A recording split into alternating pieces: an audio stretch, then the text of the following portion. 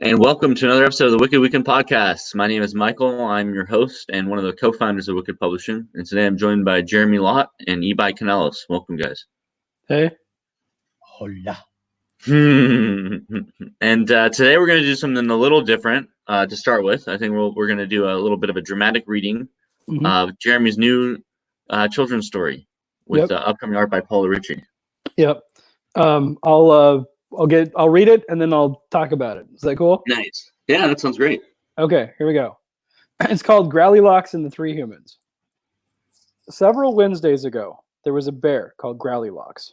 She ambled from her home in the forest into a park and kept right on moving on her four powerful paws. Before long, Growlylocks was in the middle of a small town. Several people stood around with their mouths wide open.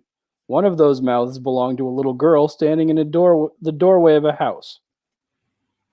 Growlylocks didn't like the crowd of gawkers. They reminded her of baby birds with their mouths open, waiting for their family to feed them.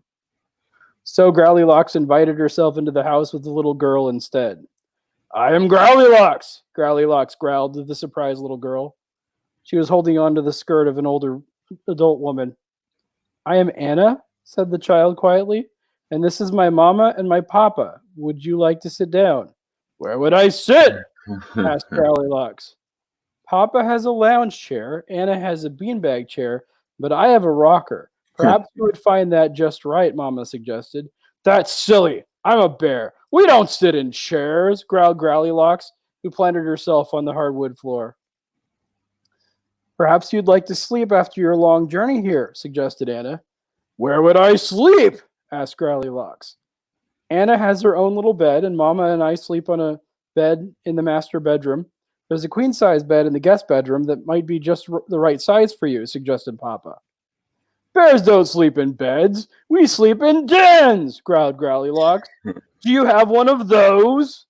"Well, no," said Papa. "It's possible the Joneses next door do." "Maybe you're hungry," suggested Anna. "What would I eat?" asked Growlylocks. "We were just eating porridge. Papa likes his very hot. Anna likes hers very cold. I like mine lukewarm. You should try mine.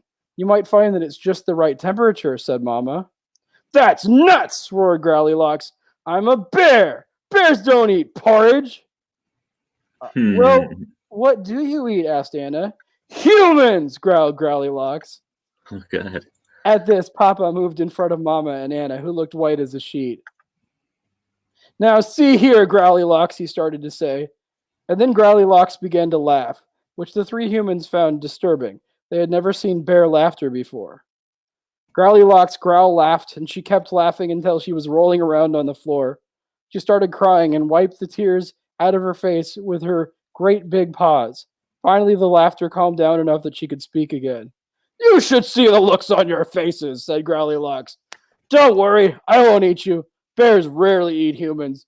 We mostly eat berries and insects and grasses. And salmon. Man, that sounds good. I think I'll go get me some of that." At that, Growlylocks ran out of the still open door. Everyone in the town got out of her way. Bears can run as fast as 35 miles an hour. When you see one of those great big masses of fur and teeth and claws trucking toward you, you'd be wise to move slowly out of the way as well.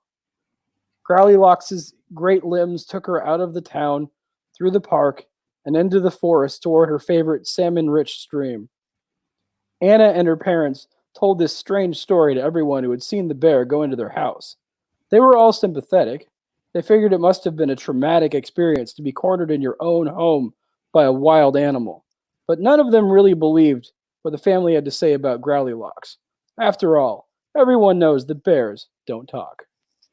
There you go. That's awesome, man. I love your What's that, Ibai? That subverted my expectations. Yeah, it was an interesting take on the classic tale there. It was funny. I don't know why I didn't. I was like, "Oh yeah, it's Goldilocks." I don't know why. I was like, "Oh yeah." I don't know why I didn't make that connection sooner. So I wrote this. This story had been kind of like the title had been bumping around in my head, and I've been trying to figure it out. And finally, this last Sunday, just lightning struck and all the pieces fell into place. And so I sat down and I wrote it very quickly. Mm-hmm. And so there's have you featured her on any Wikid thing before? There's Not yet. There's a lady named Paula Ritchie. She has her own comic called Soulbound, and she's doing IndieGen XYZ, I think is what it's called, which is a shop that Wikid's going to internet storefront for a lot of different indie creators that I think Wikid is going to have a front there. Yeah, we're in the process of getting our page set up. We just need a few more details to fill out. Yeah. And then it should be up soon. Cool. And so Paula is going to be illustrating this book for me. She's done some designs. We're going to take those designs and put those into a PDF along with the story. And if Mythics #2 funds, all backers will get a PDF of that. Nice. And then in a few months, Paula, is turning this into a formal children's book, and I think we'll probably launch it through Amazon as a on-demand thing and through Kindle. That's the plan right now. I think that's, we'll see if it changes, but that's what I'm shooting for. Very nice, man. Yeah, that'll be fun. Yeah, I have a children's book that I've been like in the planning phases with. We have an artist who I'm going to be working with. Yeah, but still haven't gotten around to writing it. So good for you for actually getting through with it and actually doing it. Well, yeah, it's the second children's book I've written, and nice. This is like a younger, it's the form of a younger children's book, but obviously, I would say it's a little bit older than just for young kids. But I also wrote what would be called the chapter book that at some point I'm going to have to publish, called Princess Sparrow and the Three Gifts. Nice. Is that one all finished? That one is, all the art's done, all the writing is done. I even did a rough draft of a audiobook for that. Nice. But that's one where I actually kind of want to line up. I kind of wanted to get like Scholastic, because they have basically a direct line to schools, right? You got to get an agent for that, which is fine. But now all the schools are closed, and maybe might not be all that open next year, and so I'm like, I don't know. Maybe I'll go. Probably not the best timing. Yeah, probably wait a little bit. Or just try something different. Right. Exactly. I had this one idea, and maybe it wasn't the right idea for how to distribute it. So we'll see. But there's always future projects, for that stuff. There's always new opportunities. So, and especially with someone like you, you're always creating stuff. So yeah, and I want to do I don't know. What I'd like to do is to do several comics and a few kids books every year. And if I could actually get that, that train rolling, it might eventually make enough money that, I could just do that. Okay, knowing me, do that and then dabble in other writing. Right. You're going to have to, you can't just stop cold turkey, Yeah. I need my hit.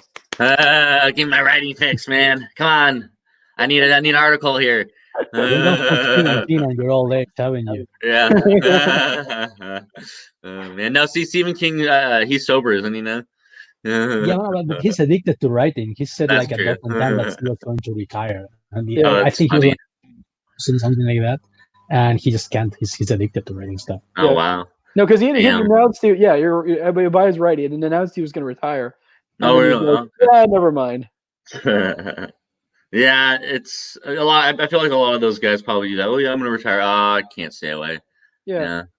Well, I mean, I think it's the nature of man that we're project pursuing creatures, right? I don't care. It can be different projects, but if you don't have a project that you're pursuing, you don't feel fulfilled, And if you're someone who's just been writing for a long time and it really jazzes you to do that, then why not just keep doing it? No, that makes a lot of sense, yeah. So. Now, eBay, your comic, or rather, Decimators Volume 4 is coming out soon. Finally. So I heard. We have the proofs, of course, and they're working on the final copies as we speak. So yeah, that should be good. And then we're going to be moving forward with Volume 5. The plan, I think, is to start doing a monthly release. Or not a monthly, but like as quickly as possible. Basically, every new order will have a Decimators book in it. Essentially, Nice. that's the Yeah, plan. I don't think people will be too demanding given the current situation. I think they will be they will be forgiving if things don't go as smoothly as usual. So I True. wouldn't worry too much about that. I know, but it's just we've had it on the docket since last year, so it's like it's definitely want to get that out to people. We've had people who have pre-ordered it since last year too, so I want to get those books out to people. Oh yeah, it was meant to come out last year, but with everything with the printer happening, we had to focus on getting Mythoverse and crowdfunding books out, so it had to push back a bit. So we appreciate your patience, you guys, on that front. Yeah, no, don't worry. If you learn something in comic books, is to be patient. I mean, I never became a full-time writer until artist. Sorry, until I was like 36, something like that. So you learn to wait. Yeah, that makes sense. So you got this? There's this comic crowdfunding right now called More Lethal. And yes, that's one of the. Well, yeah, that's the only one that I have crowdfunding right now. I think. What's that like? Only have one thing crowdfunding now. It's weird, but I know the situation will go back to normal in no time. Because I'm like Stephen King, only in drawing comics. I just can't stop. I'm like, oh well, I think I'll take the day off. No, I won't take the day off. I just don't know what else to do with my life. Indeed. Right. Well, especially now that there just aren't a lot of options. Yeah, no. Right now, we don't. We have been put into house arrest. So that's pretty much all I can do to entertain myself. Because Netflix kind of sucks in Spain. Yeah. Get a video game can also that'll be a nice hour dump for you. I've been playing a bunch of video games. Here's the thing. No, yeah, I bought a couple of really cheap video games, but here's the thing. My connection really sucks. So if I start downloading a video game this weekend, I know I'll be playing it next weekend. Oh God! That's the problem. So, damn it! I thought I had it bad. I'd be like, oh, I guess I'm gonna be playing this tomorrow. Can't play tonight. And you're like, I guess I'll be playing next week sometime. Yeah, no, that's how it goes. That's oh man, being in comics sucks. I should have been a dentist at the moment. It's too funny, man. So and look, if you can't answer this, don't answer it. But can you tell us anything about Ironsides 3? I don't really know anything. I know Zach gave me two different plots because they weren't even scripts, like two different plots that I'd like to draw. One of them was a prequel, I think, featuring some of the characters that died in the first volume, and the other one was a sequel featuring some of the characters that didn't die in the second volume. So I think we're going to go with the second one, and this time is going to be heavier on hand-to-hand combat. It's going to have some MMA. Okay. And yeah, that's pretty much all I know. I mean, is he doing that because you're awesome at hand-to-hand combat? That's what I like to think. Okay. That, I know that Canales fights, so I'm going to give him some fights to draw. Something, just an idea here. You could throw his way or not. You could take that or leave it. Obviously, I'm just a humble reader here, but something that could be interesting would be almost to have the third one be both prequel and sequel. So you could include prequel material and then also the sequel as well. That's what I suggested to him. I was like, how about like doing this like parallel storyline like in Batman Deathblow. I don't know if you guys read the comic book. I haven't. Yeah, no, it's set after the death of Michael Cray Deathblow. So Batman is investigating in one storyline, and the other one is Michael Cray before he died investigating the same thing. So past and present, they like intertwine in the same investigation. That's cool. Like, they never come face to face, but they're like standing in the same places, talking to the same people and such. Oh, that's really interesting. Yeah, so just something like that, but nah, he went for. He was not into it. He just wants to see, heads holding and all that. Fair enough. I'm glad you suggested at the least, though. That's cool, man. That's interesting. Oh yeah, well yeah, he knows what he's doing. I'm still bummed. I missed one of his recent campaigns. I didn't even know it existed, and when I went to go back, it had been closed already. What was the that campaign? I think it was called Pandemic or something, or no? Oh no, you can yeah. you can get that. He Really? wrote, How do you get it?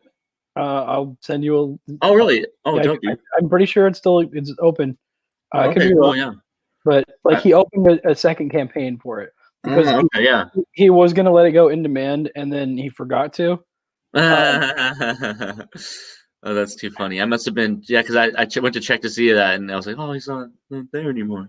So yeah, Yeah. that's good. That's good, man. That's I'm kind of interesting. it's one of them is in demand, so I will I shoot appreciate that, man. you that I'll shoot you that link. Thank you very much. Yes, I just recently picked up or back to the new Jawbreakers book. Cool. Yeah. Yeah. I'm on the fence about that one. Just because Really? I'm not a huge Jawbreakers guy. Mm-hmm. It's just not, there's a lot of the goodness to it. Overall the concept just doesn't appeal to me that much. Fair enough. Yeah. And but the new one, it's got it's gonna have a Nexus story. But by Zach and Mike Barron as well. And I'm like, well, I really love Nexus, so what do I do? Mm-hmm. So I'm not familiar with Nexus. What is Nexus? It was a '80s comic. It's about a super powered executioner, I guess you could like a cosmic.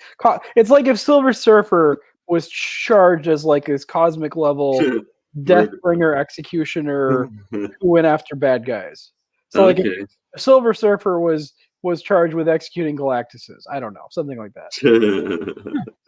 I never could get into Nexus because I'm not a huge fan of the cosmic thing. I think Sax does the same.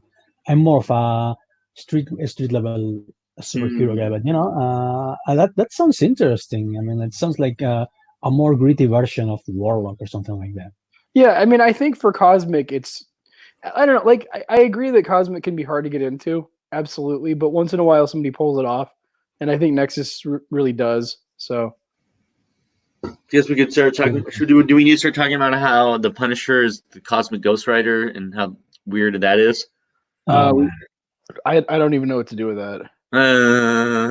And how he goes back and tries to kill baby Thanos.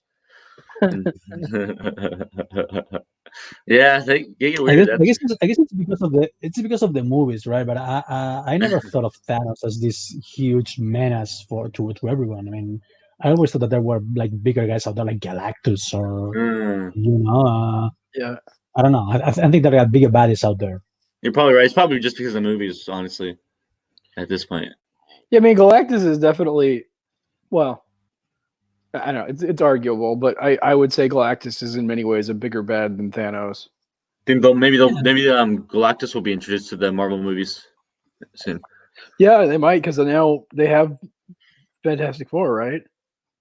Yeah, they're going to introduce them. Wait, who owned Fantastic Four? Was it? It was Fox before, I think. Okay, so yeah, that's what I thought. I wasn't sure if it was Fox or Sony, and I'm like, crap, maybe it's Sony. Yeah, no, I think they just have the Spidey. So. Oh man, right. We had this funny. recurring fantasy. We had this recurring fantasy. We had this recurring fantasy when I was in art school that the best movie in the world will have Bruce Campbell play Galactus in a purple suit of armor. It's like you said. Who now? Bruce Campbell.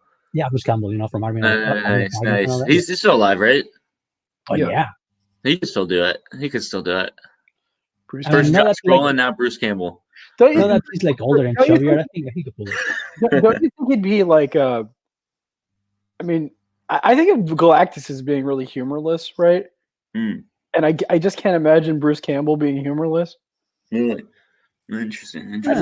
I think it would be an interesting turn for his career to try and play this like serious bombastic villain. Yeah, I got to say that sometimes when people take a turn as a villain, that it really surprises you. Like in Drive, Albert Brooks as the bad guy in that was so good. Look at Robin Williams in One Hour Photo. Robin Williams is creepy as hell in One Hour Photo. Okay. Drive. Is that the? Oh, no, I'm thinking of Baby Driver. No, never mind. Different movie. Yeah. It's a very different movie. Drive is the one with Gosling, isn't it? Yeah. Ryan Gosling. Okay, I saw that one a while back. I like that movie. It's a lot of fun. Yeah, it was cool. It's very stylish. The Like had a good the elevator scene in that movie is like that. If I was to pick one scene from a movie, I'd say that's why I watch movies. Because you just don't, it's all kinds of things rolled into one. You don't really see it all coming, and then it just goes completely over the top, and you're like, what the heck? And his love interest has the same, reaction to the whole thing. Now, have you seen Baby Driver? Yes. Nice. What do you think of that movie? It's fine. Just fine. I really enjoyed it. I don't think it's on the level of Drive, is all I'm saying. Like it's fine. I think to me it's a different. It's just a different. It's very different tone than Drive. Yeah. Much less serious. It was directed by the guy who directed. What's his name? Shaun of the Dead, right? Edgar Wright, I think the same. Yeah. I believe so. I guess I dig the soundtrack and whatnot.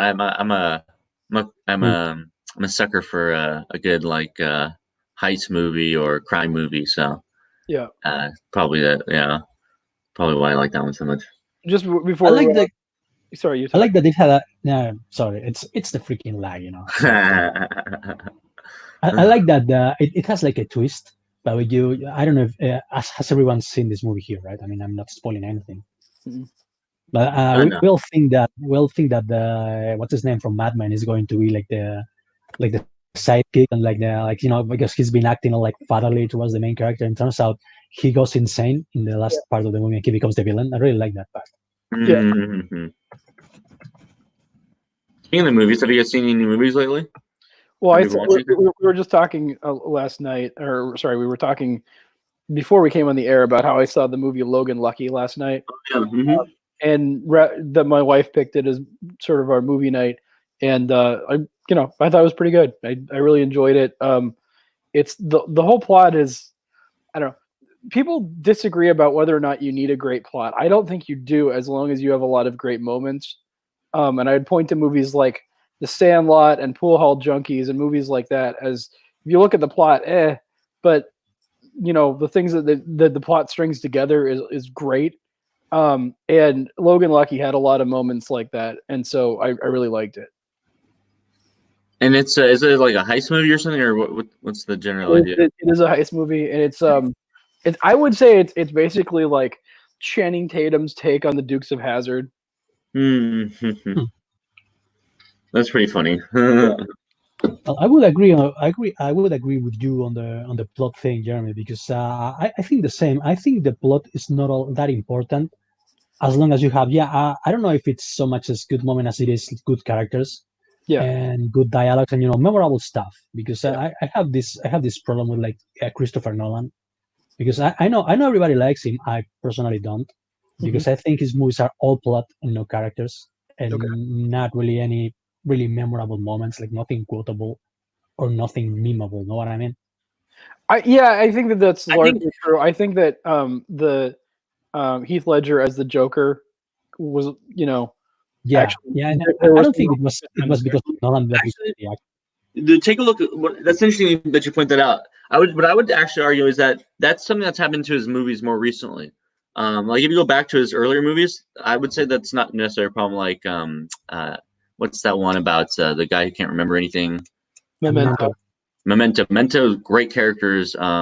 Even Inception had pretty decent characters. And that was a little before, like, say, some of his new stuff he's done. I feel like his new stuff is so bogged down by ideas. Sometimes I think it does get a little too plot heavy in his more recent ones. I don't know. Yeah, Inception was a little too plot heavy for me, but I liked Joseph Gordon-Levitt's role in that movie. Right, I thought that I enjoyed the characters. Like I liked Leo. Like I always enjoy Leo. He's a hard one to not like, and Michael Caine, and it had a lot of good actors in it who I thought did a good job with their roles. Tom Hardy's great in that movie. I love that movie. I thought one of my favorite Christopher Nolan movies, I think, is Inception. Either that or Memento, just because Memento is amazing. If you haven't seen Memento, go watch Memento. No, I think it's funny though. Like he's constantly getting tattoos to remind himself of things. Oh man, yeah, it's a wild movie, honestly. Like I've seen it so many times, but like the first time you see it, you're like, what? And then you see it a second time, you're like, wait, what? Because yeah, it is really trippy. The twist. Yeah, it is one of my favorite twists, I think, in a movie. I did not see it coming at all, and just the way that he plays with the nature of memory and time, and it's pretty fascinating, honestly. Yeah. So I'm a Christopher Nolan fanboy. What can I say? Nobody's perfect. Nobody's perfect. What's that? Wait, was that Levi? Nobody's perfect. I'm overweight. Everyone has its flaws. Gonna judge. But you can work out and get better at that. What am I supposed to do? How do I make my taste better? I don't know. Yeah, see, I'm lost, man. That's nothing you can do for me. Yeah. Watch more Michael Mann movies. He's what Christopher Nolan would be if he was less boring. I'm just gonna That's like just my screw out my opinion. eyes open and put Michael Mann on the TV and just like 24 hours, just like inject it into my brain. Yeah, just watch Heat on in a continuous cycle 24 hours, during yeah. like a week. I'm trying to remember here. My brain is not working right now. It's too early. You know what? I'll come back to this. I'm gonna look up Heat so I don't get this wrong. Heat. I've never seen that movie. I've heard of it. Oh, Never that seen movie it. is great. It's a masterpiece. Really? It's one of the few movies that I would say are perfect. Damn. I gotta check that Like, out. you watch the movie and you say, I wouldn't touch anything because I'm like that. I'm really OCD and I'm like, oh, well, that was a plot hole. Or that, this guy was terrible in the part, or that didn't make any sense. Not with Heat. I mean, I watched Heat like a gazillion times and I still can't find any flaws. Really? Maybe I'm like that. Like, yeah, I mean, this movie is perfect. I mean, everyone is great in their parts. I used to believe that. Yeah, I used to believe because Pacino and De Niro are in it, and everyone was expecting this massive like show off between the two actors, like, really overacting and stuff. And no, they were like really subdued and like really, I don't know, really subtle. And it was kind of disappointing the first time, but the more I watch it, the better I think it was the interaction. You know that when they sit down and talk to each other, right? Yeah. Do you know the story behind that? No, I don't think I do. They're not in the same room because they refuse to work with each other. And so he literally filmed them separately, and spliced it together. Huh. Yeah. Well, that's a testament to Michael Mann's filmmaking ability because you couldn't tell. There's movies in which you can tell. You can tell in Sin City, that Marv and the other guy, the Hobbit guy, are in the same shot because they seem like they don't really cross looks at the moment. But they like talk to each other, but not even really looking at each other. Yeah. Like, look at me, fool! I'm talking to you. Yeah, I think it's disguised by the fact that what's his name, the Hobbit, is wearing glasses. But no, in Heat, no, I didn't know. And why is that? Well, I mean, are they both like big assholes, like big monsters, or what? Probably just filming. I would think probably like the ability to film together probably just didn't come together. No, they hate each other. Pacino, really? apparently really don't like. Or I don't know what's the truth now. Okay, I don't know what but they do everything together now. At the time, they were like, no, not even not working with that guy. It's like The Rock and Vin Diesel. Yeah, Rock and Vin Diesel, right? Okay. Or is it Vin Diesel and Jason Statham? I think it's The Rock and Vin Diesel. They had this feud on Fast and the Furious. Okay. And they pretty much hate each other.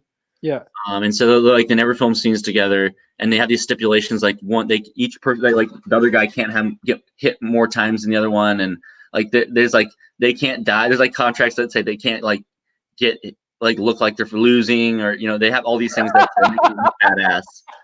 And so I think it's a matter of there's only room for one buff bald guy in this one. That's right. So yeah, there's that feud. Like Vin Diesel's just like, I hate him. He took my franchise, that bastard. Yeah, it is funny those kind of feuds. I really wish I didn't know. I really wish I didn't know anything about my idols because I really didn't know anything. Yeah, don't meet your heroes, man. Don't meet your heroes. Never. I always call Twitter the incredible machine that makes you lose faith in all your former idols. Yeah. Yeah. Yeah, that's just Twitter for you. I'm trying hard not to be like that. So okay, can I ask? Like we've all read Ironsides 1? Is that the case? Mm-hmm. Okay. There's one moment in Ironsides 1 that I don't, maybe Ibai can shed some light on. It's in a bar, and one of the guys is talking on his phone, right? And the old guy with the hat like overhears him. Yeah. And that's everything else about that like totally made sense. But the idea that he'd just be in a bar and he wouldn't notice that Woods was there, I was just like, how does that work? Yeah, I know what you mean. You mean when Conway's, I think he's telling Ramari about everything. Actually, I think it also pertains Woods. So yeah, that's weird. I always assumed that he was too busy, like he was too focused on what was going on to notice that the guy was, well, not really beside him, because I consciously tried not to put them both of them too close in the shot. Yeah. But yeah, I always understood that he was like frantic and he wasn't paying attention. Okay, I guess that makes sense. But when I read it at first, I'm like, but how would he not see him there? Yeah, I guess I should take the blame for that. I should have drawn them differently. And Zach should have told me, because I know Zach roasted me in the second volume. Whenever something didn't make sense to him, Yeah. he will tell me outright. I think he was a bit more shy in the first volume, because he still didn't have like confidence as an artist, as a writer, as a publisher, and all that. In the second one, he went to town on me. Now this doesn't make sense. Redraw this. No, this doesn't look right. Redraw that. Okay. You reminds me of this scene from The Office where Michael and Will Ferrell's character are meeting for the first time, and they're both at the bar. And Will Ferrell's his replacement. He's supposed to meet him there, and he calls him up. He's like, "Where are you, man?" Like, "I don't see." He's like, "I don't see you." And they start looking around. They're like looking like practically around. "I don't see you. I don't see you." And they're talking on the phone, and then like eventually they realize and they start laughing. But it was hilarious. Like, oh geez, so it's kind of like that. Oh man. But yeah, Ironside's going well for you, huh, man? You guys gonna go back for another round? You think? Is that guaranteed? I think Zach has five parts in mind, like 2 more sequels. Damn. Yep. Damn, dude. That's wild. So not a trilogy. Yeah, as far as I'm concerned, he could have like 1 comic per year. I have no problem with that. So essentially, we could. It's 5. What do you call that? Like a quintilogy? 5 golden headshots. Oh man. I will make jokes with quesadillas because they both start with a Q. Yes. The titles are just gonna get even more confusing. Like every title is gonna be more like it's gonna be like a light novel at some point. So it was like 2 psychos, and what'll the 3 be like? I don't know, but I'm pretty 3 Amigos. Sure remember you wanted to do 3 Amigos? I know that Zach is going to come up with something that will screw with the minds of the readers. Like, no, this isn't Ironsides 2 Psychos. It's Ironsides 2 Psychos. So what's actually going to be? It's going to be Ironsides 3 guys, or how are you going to like punctuate it in order to screw with the readers? That's what I want to know. I hope he continues. I hope he continues his naming scheme. I thought it was a very subversive to be like 2 psychos, So let's keep it up. Let's do 3 something. We'll do 4 something, 5 something. Let's just keep going, man.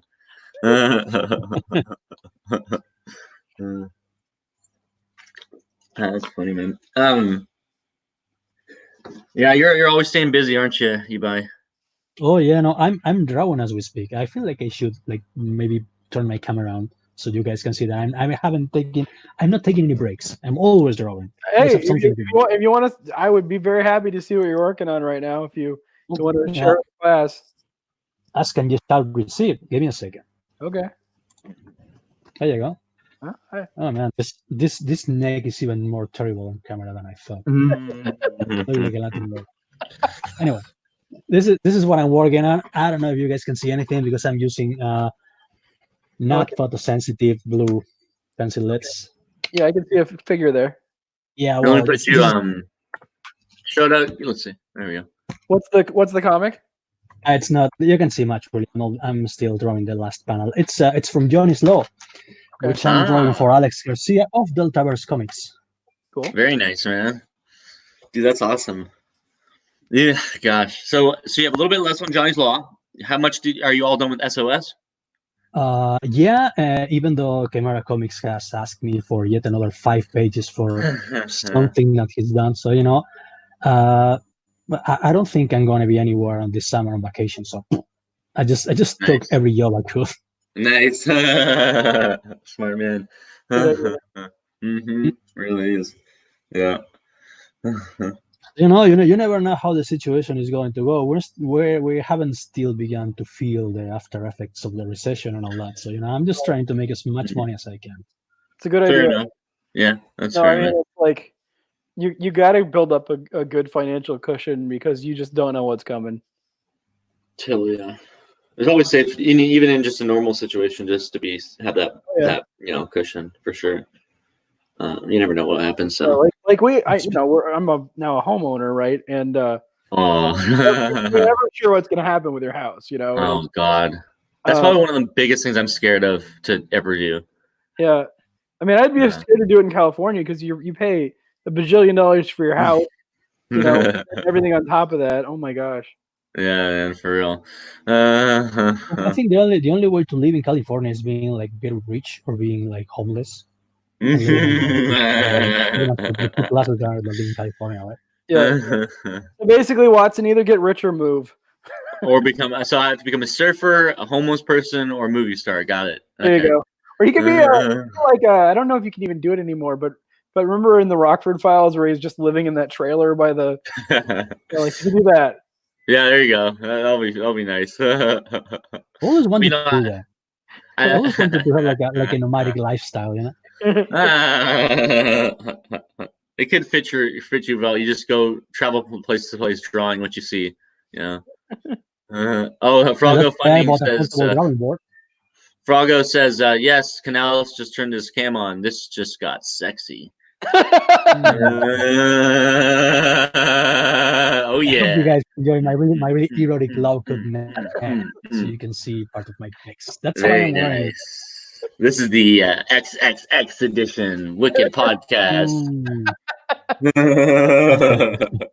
Moist. Muy caliente. Are you guys familiar with this DC character called Bueno Excelente? No.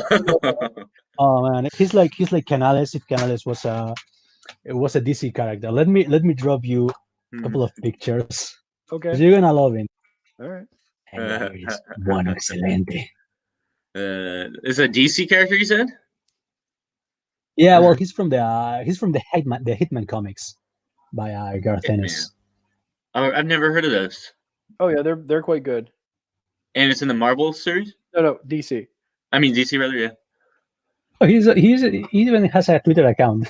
So I think I'm gonna follow him. I think this should be good. Oh man. Caliente. What's his name? He's Bueno Excelente with two L's. Bueno. What is it? Bruno Mars? Bueno. Bueno Excelente. Bueno Excelente. Which means good, excellent, or what does that mean? Yeah, it's basically means good, excellent in Spanish because that's the only two words he says in every comic he's in. This bueno excelente. Or maybe it's like very excellent or something. Adding a little emphasis there, perhaps. He's basically a superpower sexual predator. Oh God! Man. Is his nemesis Chris Hansen or something? I think he's like in a league of really creepy, underpowered individuals in Gotham City. You gotta love those B or even really C level villains. Yeah, they have their place and they're quite funny. Hitman had a lot of them. Really. It's still more glamorous than the polka dot man. Yeah, I wonder if Man Bat falls in that category. I'm not sure. Are you guys familiar with the Man Bat? Oh yeah. Yeah, that is awesome. Classic. He was in the first episode of the Batman the Animated Series. Was it the first one? Oh wow. I think it was the pilot. Yeah, that's funny, dude. Yeah, that's a classic. I started watching that I think it was a couple years ago that I started watching that. That's a good one. Yeah, Man Bat was good. Yeah. I've been also enjoying. Recently I've been. Chuck had mentioned something about watching the new Justice League Apocalypse. So Okay. I've been kind of watching some of the anime. I just watched Batman Hush a couple weeks ago. Okay. So do you have you guys seen Hush? I haven't. Do you have the DC streaming thing or? No, I don't actually. I haven't bought the bullet yet. I've been watching it on Amazon. Okay. So I'll rent it and then stream it. Have you had much experience with the DC streaming? Yeah, we had it for a month or something. Oh, really? Or maybe a couple of months. We watched that a couple episodes of Swamp Thing. We watched all of Doom Patrol. A few, but I also have some of the just in on DVD. I have some of their animated features. I don't know. There are some. I kind of think eventually they're just going to roll that into HBO. So. Oh yeah. I think when that happens, it'll be nice because I just don't think. I don't think DC. I don't know. I don't think it's not the budget. Yeah, no, it's all you're 100% right. Everything now is going to go to HBO Max. Yeah, and I mean the evidence, and we need to talk about this because holy crap, the Justice League Snyder Cut is real. It's happening. It's going to DC HBO Max next year, next year. Okay. And I'm freaking out because I haven't seen Justice League yet, so I'm super glad I waited to see the Snyder Cut. Yeah, well, I mean, it was good to not see it. Maybe I think that I watched it, so I can empathize with that decision. That was too funny. Yeah, I thought it was a bad movie. It was not good. We'll see if the Snyder Cut can redeem itself here, or if it's just as bad. Just as bad. I think it's hilarious that they had to CGI off Superman's mustache. They should have just had Superman have a mustache. Come on, would people really care that much? I mean, it would have been interesting. Yeah, it would have been better than what we got. Oh man! I think Superman with a mustache, Superman in Justice League with a mustache would have been like a more faithful version to the comics than murderous Superman from Man of Steel. I mean. You're not wrong. You're not wrong. That's the growing thing. a mustache is more Superman-like than killing an entire city. So what's our theory for how Superman shaves?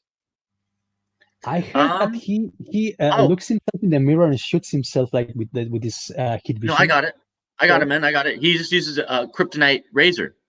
Easy. His hair will be vulnerable to the kryptonite blades, and they'll fall right off, man. That probably gives him like violent diarrhea or something. the whole deal about kryptonite is not that it can penetrate his skin, but it weakens him. So Yeah, but imagine fits of vomiting whenever he shaves. Yeah. Maybe. Go ahead. They're in the comic at one point they had him off on some alien world and he couldn't shave and he grew a beard and he was like a gladiator type character. Yeah. It was hilarious. Actually I have that comic book not right there, but somewhere under my bed. Okay. With the fungi and all that. And I remember that comic book was drawn by Mike Mignola, if I remember correctly. It was a great comic. Okay. I think it was. I think I remember it was. Okay. Yeah. No, they've done all kinds of or in the 90s they just practically gave Superman a mullet. I mean, yeah. Like because apparently that mullet Superman was amazing. You ain't gonna change my mind on that. Mullet Superman versus Cyborg Superman versus insufferable 90s teen Superman. It was No, great. I call him Punk Superboy, but yeah.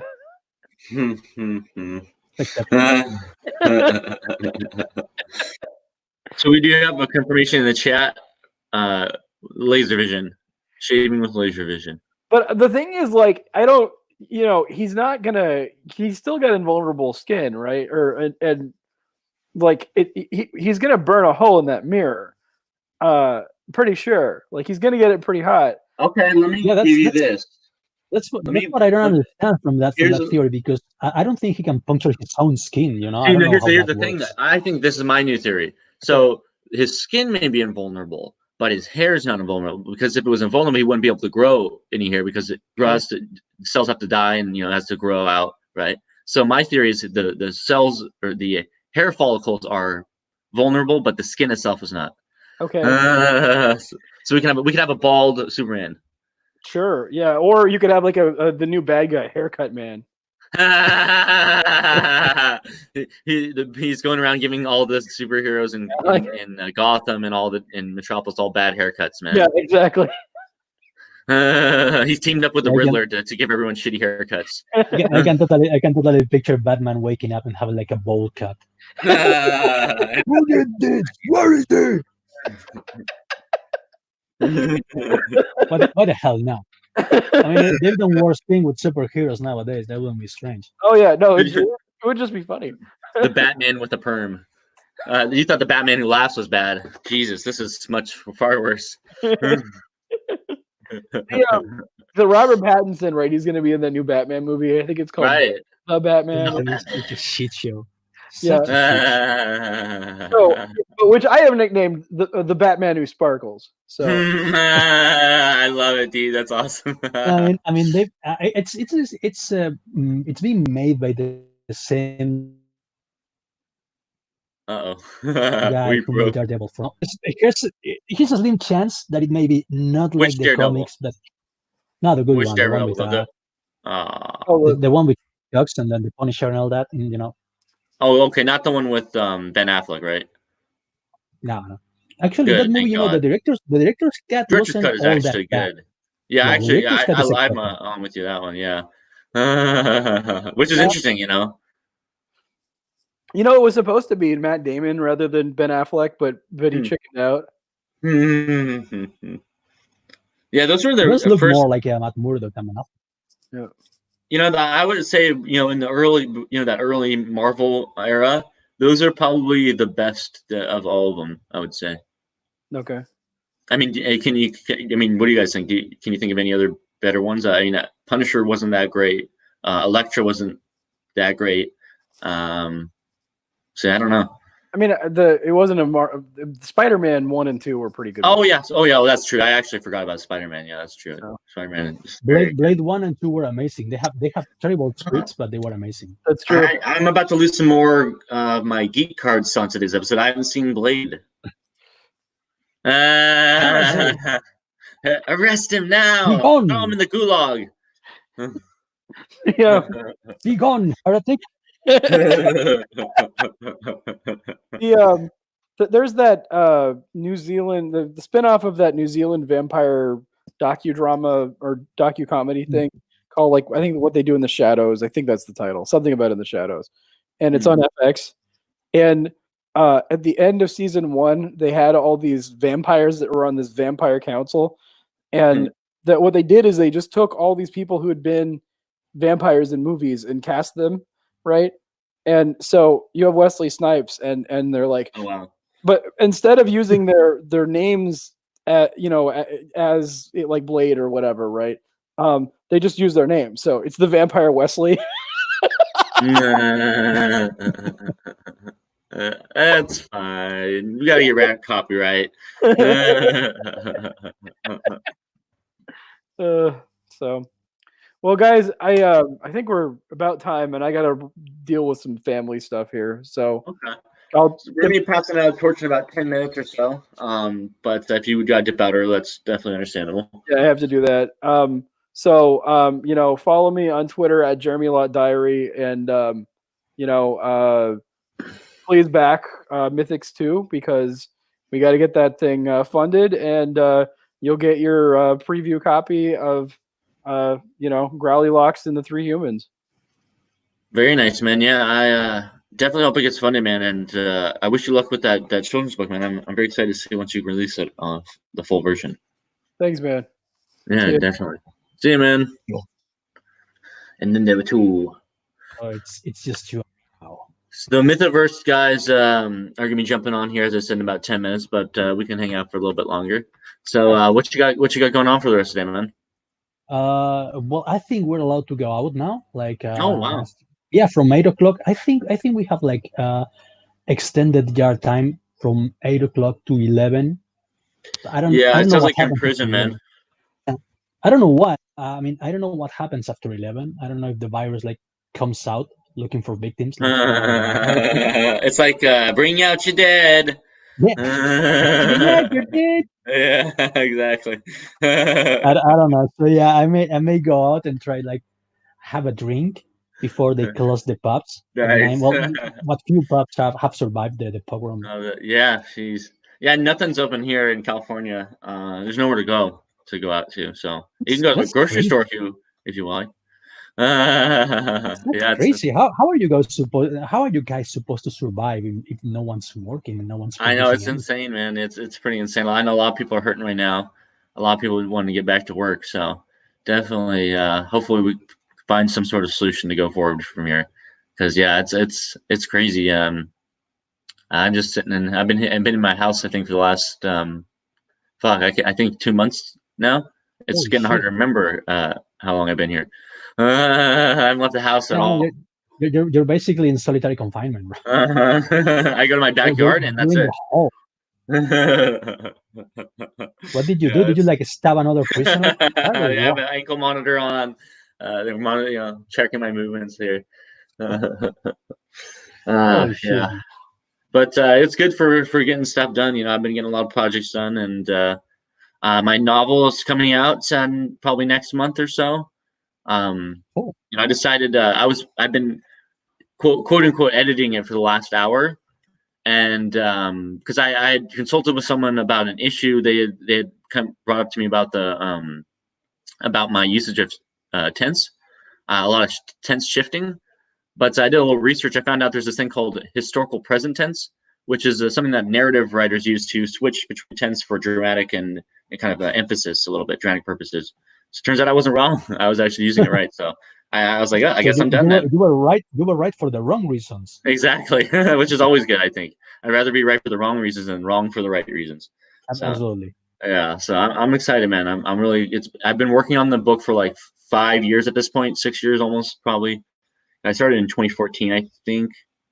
So it's 282 word pages long. So we'll see. It's probably gonna be like. I think it's over. It takes place in the near future, like 2050 or 26 or something. And it's kind of I wanted to say like a little bit Ghost in the Shell, a little bit Black Mirror, kind of taking a look at how technology can be both beneficial and detrimental to society, and kind of this thriller plot involving a terrorist attack who they steal a bioweapon. They steal a strain of a virus from the CDC and weaponize it. And so it's about the group of scientists and different people from around the world who are involved in this huge plot, that global plot that kind of unfolds. So characters from, there's characters in. It's very relevant.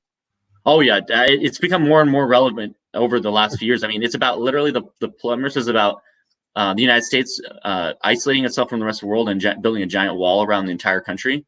And then the whole thing with the wall, I literally wrote that before anything about the wall came out. I was like, my book is coming to truth. What is happening? And now with the virus thing, I know there's a word for that. Like right, the synchronicity, man. Yeah. So yeah, it was weird. It's that's why I want to get it out, because it's like a lot, like you said, a lot of it's kind of become more relevant. Like, it's bizarre. So it's I'm very excited about it. It's a light novel, so it's got about 13 full color illustrations from this guy named Mike Toney, who does really amazing anime art. And yeah, man, looking forward to getting that out there. Yeah, so. Sounds really interesting. So drop me a link whenever, and I might have definitely. to read it. I will definitely. I'll send you a copy, man. I'm gonna send you a bunch of comic books. Next month or so. Once Decimators Volume 4 comes in, I'm just gonna send you a big batch of comics. So. That pleases Yes. canales. You'll have that to look forward to. Oh man. So yeah, I need to read more books. I have only read comic books for like, I don't know, maybe a year or something like that. I need more literature for my brain. Yeah, you have anything on your reading list, man? Anything like that? Did you been meaning to read? Remember how I mentioned that I have that old Superman issue lying somewhere on my bed. I've been using my spare time to do some cleanup, and I've been rereading all. I don't know if you guys remember the Epic line from Marvel, like a creator on it, adult properties and all that. What is it? Epic. Epic Comics? Yeah, Epic Comics. Remember that? No, I don't remember them. Well, I found a bunch of them lying under my bed, like the original Spanish edition of Martial Law. How's that? One of my favorite comics. This comic is great. It looks interesting. The art looks really nice, man. I like the vibrant art. It was really experimental because they tried stuff like gouache and watercolors and whatnot, like really ahead of their time. Damn. The original Alien Legion as well. Let's see I'm that. sure you're familiar with nice. the run by Chuck Dixon. It's really great. Oh shit! A Chuck Dixon run on Alien. Damn, son. Alien Legion. It's basically that's awesome. Starship Troopers. If Starship Troopers were also aliens. Oh, that's interesting. It's like, colored by hand and all that. Gosh, really interesting. So yeah, I've been rereading this all this old stuff that I have lying forgotten. How's that? That's pretty cool, man. That's nice to get that old stash kind of lying around to dig into there. Yeah. That's why I never feel nostalgic, because I never let go of old stuff. Oh man, yeah, that's too funny. So we have about 5 minutes, or actually about 3 minutes. So we'll be wrapping up here in just a few minutes. But anything else you got going on, man? Anything exciting that you want to share with us today? I'll just take the chance to plug More Lethal, which is the comic book that I'm one of the 3 comic books that I'm working on at the time, and the only even the go at the moment.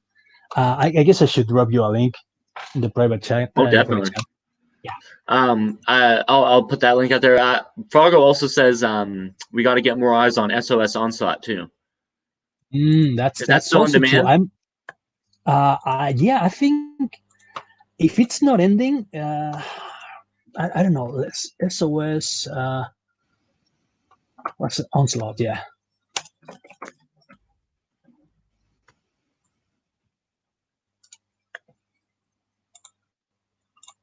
66 page graphic novel, because Hail Satan. And there's still 29 days left, and they're at 88% of their fixed goals. So yeah, there's still time to get this bad boy, ladies and gentlemen.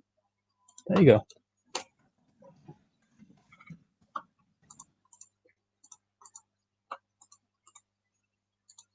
And you can also subscribe to No, sorry, go ahead.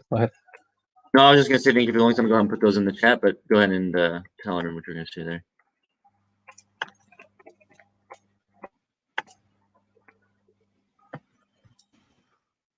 Okay, so definitely go check those projects out, and I think SOS still available to purchase then at this time. Yeah, no, you still have the original, the one I worked in, or the Onslaught rather. Yeah, no, Onslaught is still available. The original is not, unfortunately. Right. Now, with the Onslaught, are you guys offering the original in that campaign at all? I think it does. Very nice.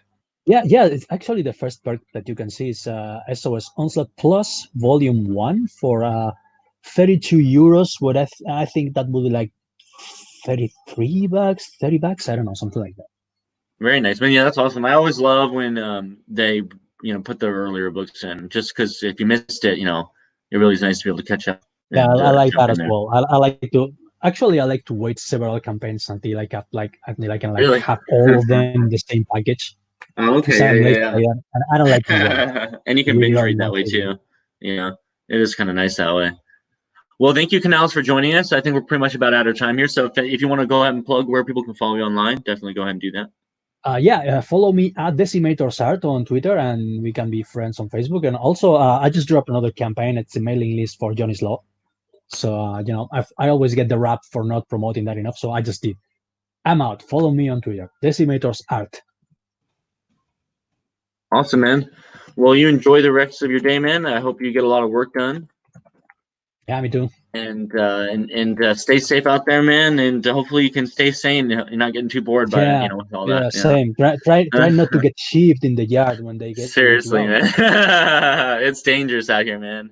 All right, man. Guys. Well, take care. Peace out, man. And welcome, Dan. Welcome. We're moving on to our second segment here as we introduce Dan from the Mythoverse. Hey. Welcome. How's Good it going? Morning.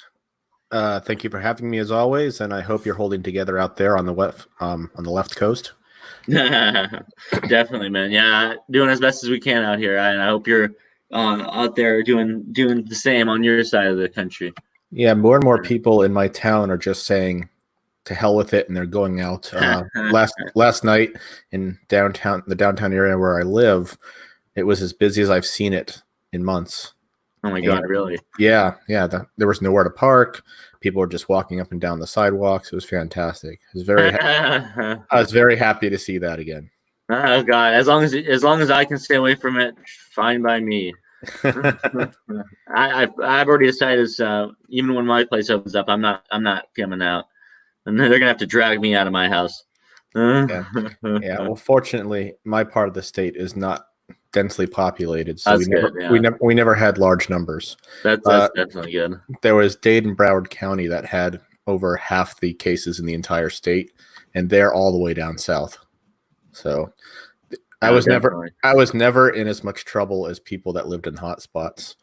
But right, and I'm in the Bay Area, so that's we got a lot of people here. So yeah, you're definitely in a hot spot, and you definitely need to be more careful. But like some people living in West Virginia, probably not. But as for me, everything's fine. I've kept busy. I've grown I want to estimate an 1/8 or 1/16 of an acre of crops on my backyard. So I'm doing really well there. We have pumpkins, watermelons. We have lettuce, spinach, romaine. We got, let me see. I'm not even finished. We got cucumber. We got tomatoes, beefsteak, and cherry varieties, beans, cantaloupe. What else? I just planted an orange tree. You guys have land or something? Yeah, I have just over an acre of land. So. I was gonna say, how do you can't? That's a lot of stuff to be able to plant. Yeah. We nice, man. I live way out as close to the city as you can get without while still being really rural. Yeah. And I took square foot gardening, which is a very efficient way of doing it. Now, Jeremy asks, how do you keep spinach from going to seed? My wife would like. How do you keep spinach from going to seed? I don't know. I just planted it and I'm tending it and it's growing. Luck. I guess is the answer. Sheer dogged determination. No, I have no idea what I'm doing. I'm definitely no botanist. I'm a rank amateur and I'm dabbling in this stuff, but it's fun. It's very fulfilling. My kids have gotten into it. You're a bit of a dabbler, aren't you? Something. I noticed you dabbling into electronics a while back. I have something of a focus problem a lot of the time. Yeah, I mean, I also play the banjo poorly, but there's a you do everything like about mid-level. You're not getting expert on everything, but you do a lot of stuff. Yeah, the running joke is I'm a Renaissance man in training. There you go. Yeah, that's always in training. That's too funny, man. Well, that's good. I'm glad you're finding ways to pass the time and whatnot, and you're being more productive than I am. I'm trying just sitting around playing video games all the time. I do that too. Oh, good. I think let me check. Let me bring Steam up here. Nice.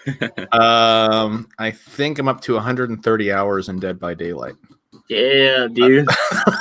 Yeah, that's roughly where I am. So I'm definitely playing my fair share of those too, but I use it as a reward after I get stuff done. So nice. Yeah, that's kind of I've been trying to do it too. Although sometimes I play too much video games, maybe, but It's very easy to fall into that trap, especially when the kids are finally sleeping or they're otherwise occupied. Well, it's worse for me because I don't even have kids, so I'm living pretty much a single life, so I've got too many responsibilities these days. Yeah, I gotcha. Yeah, right. Yeah, it's being single has its perks, I suppose. It definitely has downsides, but definitely has its perks. Yep. Hey guys, got to count your blessings where you can find them. Now wait a minute, Matt. What do you? Never mind. I'm not going to do it. Who's this? Yeah, Matt doesn't like it when I reference that over and over again with him, so I'm going to stop. You mean that whole mundane Matt thing? Yeah, the mundane Matt thing. Yeah, it's not your fault that you share a name with mundane Matt. Anyway, Yeah. enough of that. Well, why isn't there a Monday Michael? Well, you're anything but mundane, so there you go. Mundane. I thought you were saying Monday. I thought you said Monday, Matt. I was like, no, everyone hates Mondays, so yeah, it kind of fits, I guess. Mondays, yeah. What's up, Matt? The past couple of months, Mondays have been just like any other day. Oh my god, it's weird, yeah. No, if I wasn't working from home, I would literally not know what day it is. I think that's literally the only reason I can keep track of time anymore is just because I got to go back to work on Monday. Yeah. Go back to work.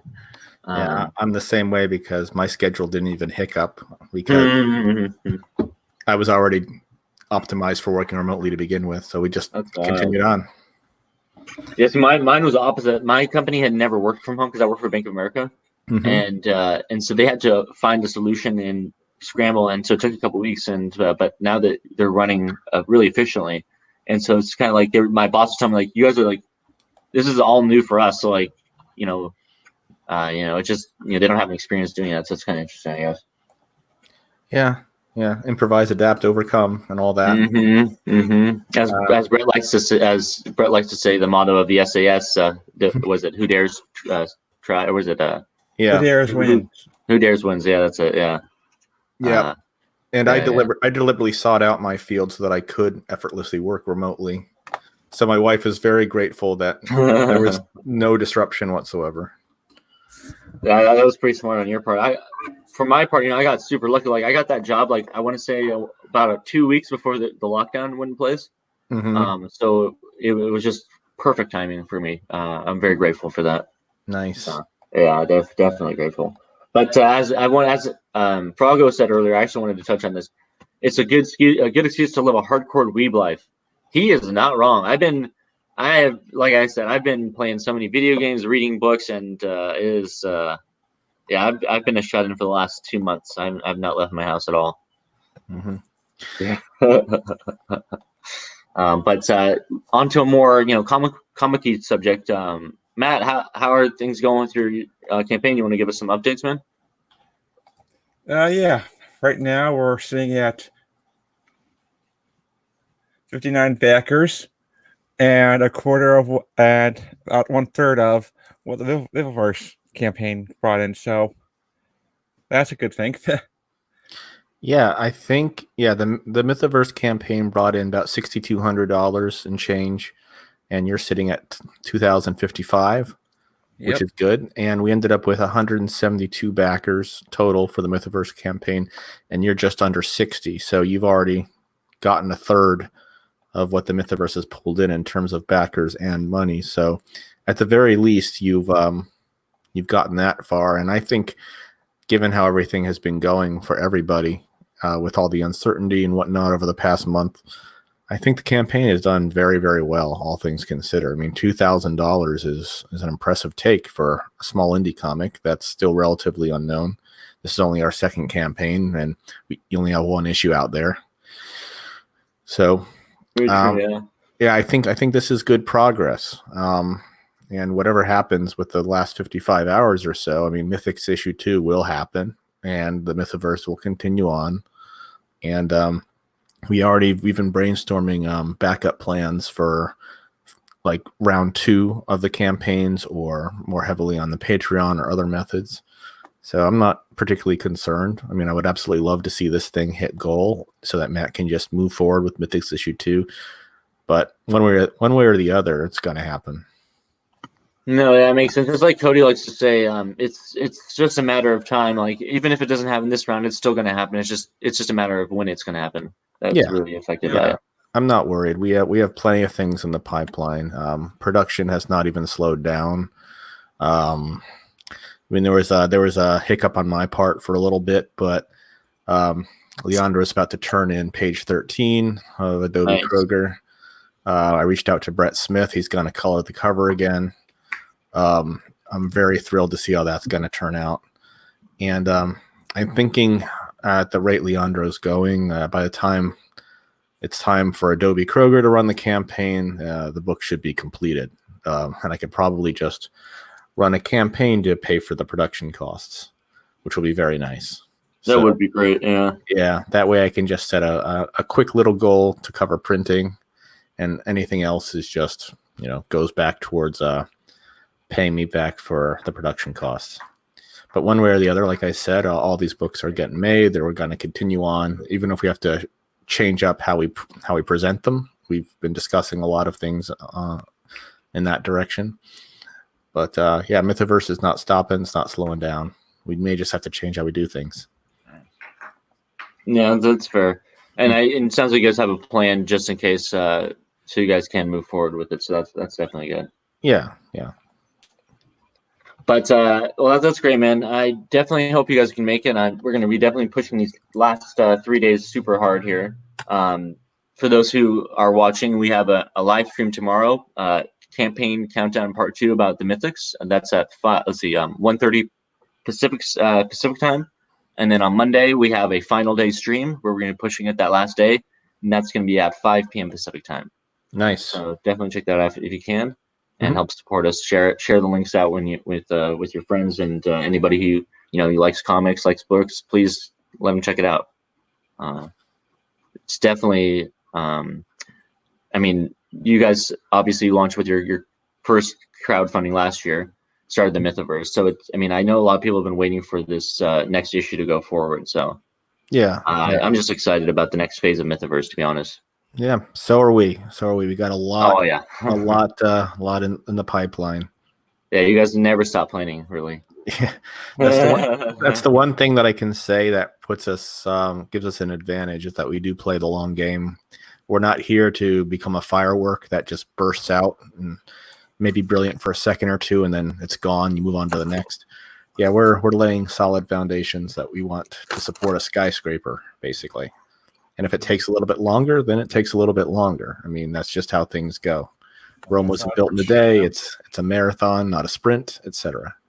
I mean, exactly. Like China, we can't put up a skyscraper up in 20 days or some shit. I don't know how.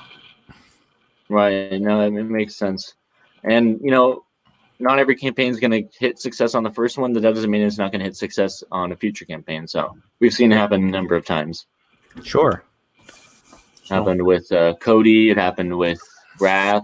It happened with, I think, another one that I can't remember quite off the top of my head. Well, it's like in the movie Seabiscuit, you got to keep going even when life beats you by a nose. So. Very true, man. Yeah. Well, that's awesome, man. Definitely good to see that progress. What else have you guys going on? Anything new in the world of the Mythoverse that you want to share? I just put up a review for Recounting the Vampire. Yeah, that I wanted to talk to you about, Dan. I have to wonder, do we reviewing our own work? I'm not reviewing my work. I'm reviewing Matt and Dylan's work. I'm just wondering, I'll just say I'm amazed you can retain any sense of objectivity there. I was. I absolutely was, and if there were any problems with it, I would have pointed it out. But mainly the reason I did that review was to point out how far Dylan has come as an artist. And that's an objective fact. If you look at his work from a couple years ago and put it next to Recounting the Vampire, it's like, is this the same guy? Yeah, I agree. He has certainly improved, and I want him to go on improving. Nice. And objectively, the short story is tight. It gets everything done that a story should get done. It establishes, here's Althea. This is the problem. Oops, she's in trouble. Oops, she solves the problem. There, bam. That's a story for you. It's perfect. Yep. and the artwork's great. The colors are great, and it's absolutely, an indie short story, but that's how I was reviewing it. I wasn't reviewing it as anything but an indie short story that was in an anthology. So I think it's perfectly objective and fair. Yeah. Very nice, man. Yep. That's great. Yeah. Now is the coronavirus, the Corona Kings, rather, I should say, Corona Kings. Is that still out there for people to pick up? Yeah. I'm gonna really quickly. Give me a second. I will get the link and drop it in the chat there as soon as I get it. In the meantime, for those who don't know what I'm talking about, that's they did a little Matt and a bunch of other creators did a little free what would you call it? A little free anthology, maybe. Yeah, it was, for people who were kind of stuck at home. Yeah, it was a free anthology. It was intended to provide reading material for people that needed it because they were at home. And give me a second. Okay. I just wanted to let people put that out there just in case someone wants to read that. No. Yeah, I'm dropping the link in the chat right now. Nice. In Very the nice.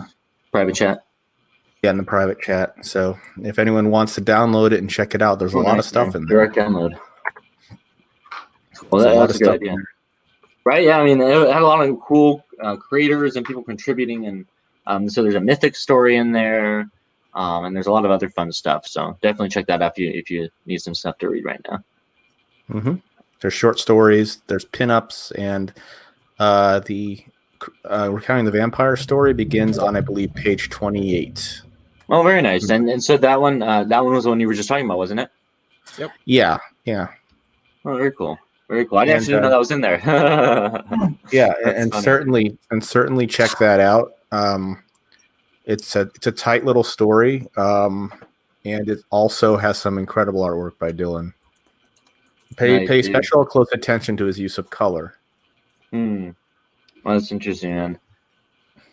Yeah, it's definitely cool to see that progress. I bet seeing from where he started to where he is now. Mm-hmm. Must be pretty rewarding, I would think. Yeah, and he does it all through hard work and practice. Damn, and that's what, man. Yep. That's the way to true success. Absolutely. I'm of the Rock Lee school of thought myself.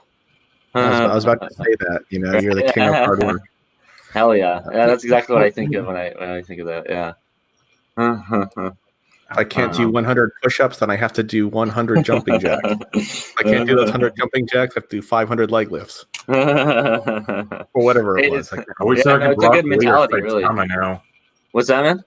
Are we talking about Rock Lee or Saitama now? Saitama takes Rock Lee and just makes to the next level. Yeah.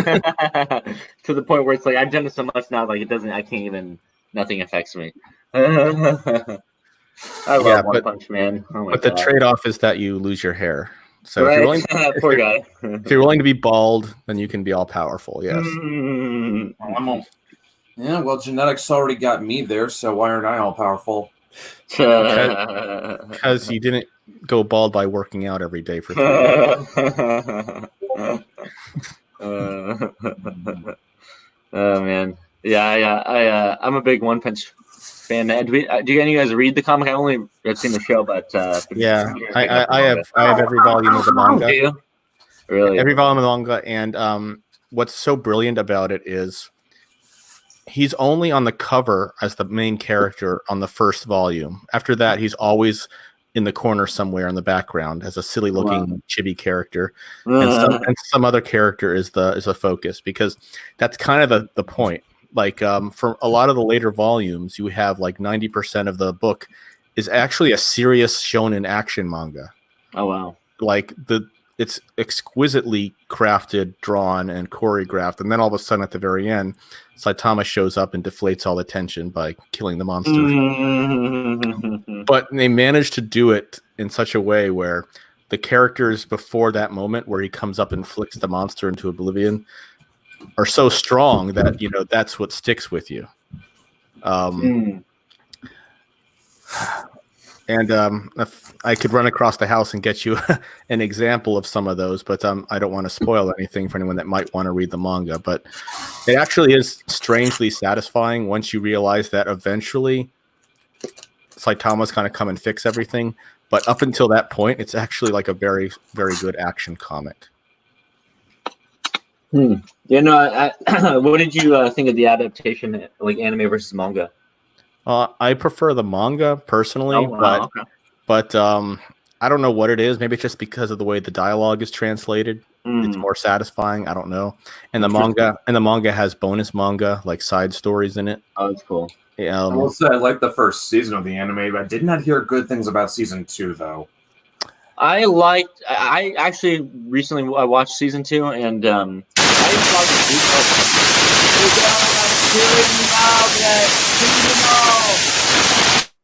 oh God, I had to mute Brett there because he was murdering us. Yeah, that happens from time to time. But yeah, the story in season 1 that leads up to Lord Boros, that's probably one of my favorite like manga storylines of the era because of just everything that it represents. And the next arc with, I think Garo is his name. I've only read it. Garo the hero. Garo the hero hunter. Yeah. Now I've actually managed to read the webcomic, so I know exactly how it's going to play out. But it's remarkably poignant because, spoiler alert, we start to see that maybe Saitama is almost kind of like a bully. and he's a completely unfair character, and it makes no sense for him to live or to exist because he ruins everything. Oh, that's funny. Wow. Yeah, and they kind of make that point, like, you know, this is so unfair. If he wasn't here, I would win. Right. Oh God. And Brett says this is a new mic too. Oh boy, poor guy. Yeah. The point I was actually gonna make when the mic cut out was Brett was saying he hadn't heard good things about season 2. I think what I would recommend if you want to watch season 2 and enjoy it compared to season 1, you'll need to know that it's a bit of a different beast. Season 1 was definitely One Punch Man every episode. You get the payoff. Season 2 to me is a slow burn. So you're getting one giant payoff at the end, but you have to build up to it throughout the season to get to it. But once you get there, it's really satisfying. Yeah, that's kind of how it happens in the manga too. Oh, really? Interesting. Like the whole martial arts tournament. Like nothing really. Oh yeah. Nothing really happens until the very, very end of that martial arts tournament, and then it just suddenly blam. And 1 second, Saitama knocks the head off the monster, and then it's like that's the end. Right. But so, up until that point, you know, if you didn't realize that you were watching One Punch Man or reading One Punch Man, you would think this is just a very solid action comic. Like right. Exactly. Yeah. So I think that's maybe part of the reason too. Yeah, because there was so much drama. Like I forget the name of I haven't read it in a while, but the champion who would defeat everyone with one kick. Was that's him. Studio, yeah. He was finally defeated by the monsters, and he screams out for help. Heroes, help me, help me. And then Saitama shows up and says, "Oh, I'll go take care of it." He's like, "No, don't. You'll die. Please don't." And then he comes back, and the monster's head lands like right next to him, and he says, "Was he strong?" It's like, I don't know. It only took one punch. But up until that, it had been like this desperate battle for survival. Exactly. Yeah, they do that. He does that really well. Like the author gets that, like sending in One Punch Man to just do one punch right at the beginning. That's not really satisfying. You have to build up to it, really. Yeah. And he has to wrestle with the reader's expectations that no matter what he does, no matter what threat he establishes, Saitama is going to eventually just solve the problem immediely. How does he make it interesting until that moment? And I think he's done a very good job with it. Well, you convinced me. I think I may be picking up the manga then to kind of continue because the artwork for a while. The artwork is superb. Like, oh man. And the fact that he can go from like this picture perfect photorealistic, manga style that, I'm sure we've seen everywhere, to basically drawing Saitama like a scrawl, like a doodle, is fantastic. And he manages to pull off that tonal whiplash very well. Are you a fan at all, Brett? I mean, Matt, Brett. Where Brett? Matt. Speaking of Brett, though. I haven't read Saitama. No? Apparently my levels on the The levels on my mic were somehow set to 100. I don't know how that happened. Turn it up to 11. Hey, I didn't Or do turn it. it down.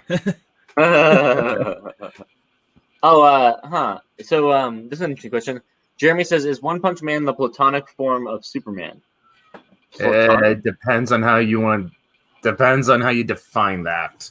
I thought 'Cause- platonic meant like the ideal form. Is that what you mean? No, platonic isn't. He just doesn't care.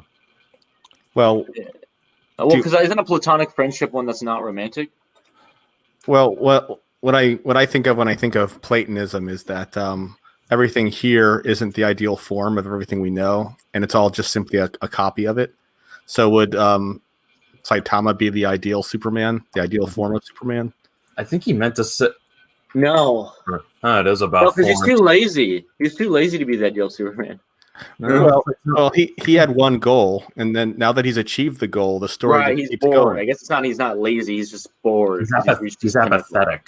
Yeah, the joke is that a lot of times heroes have a journey in a story to reach this level of power, and by then the arc ends and we move on to some other story.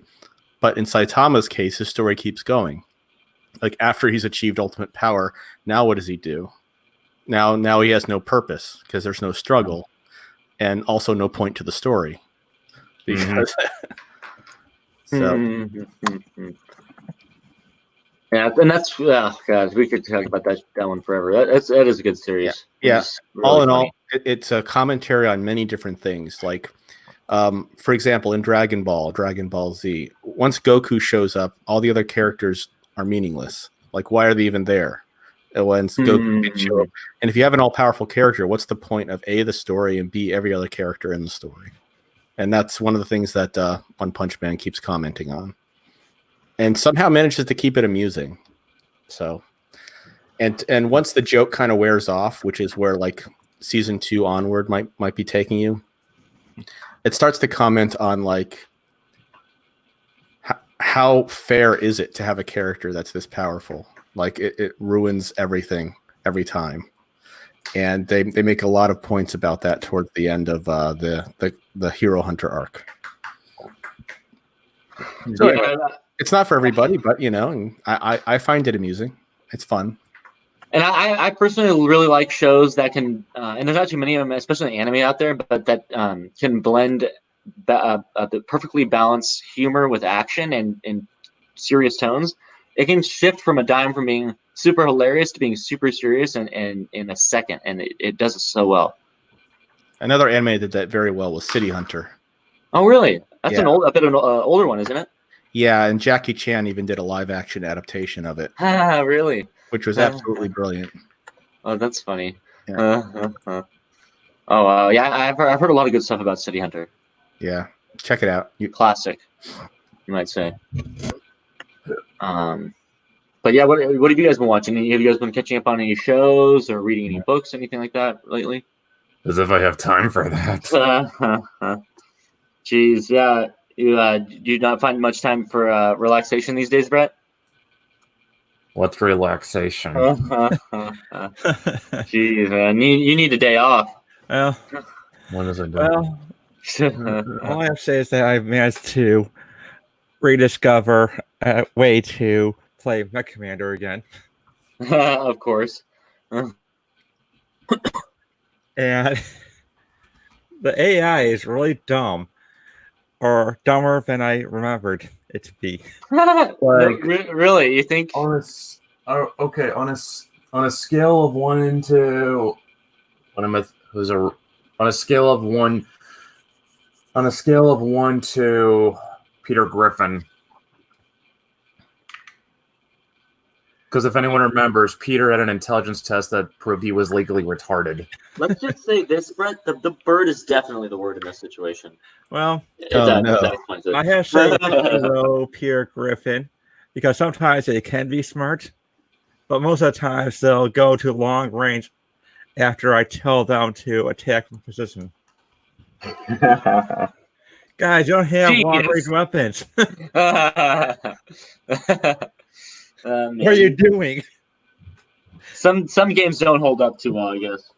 Well, graphics wise, it did hold up pretty well.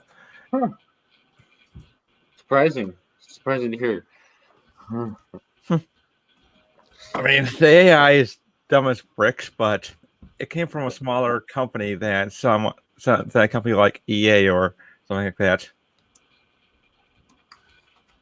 Are you guys looking forward to any new games coming out in the near future? Cyberpunk or anything? Off the top of my head, just Cyberpunk.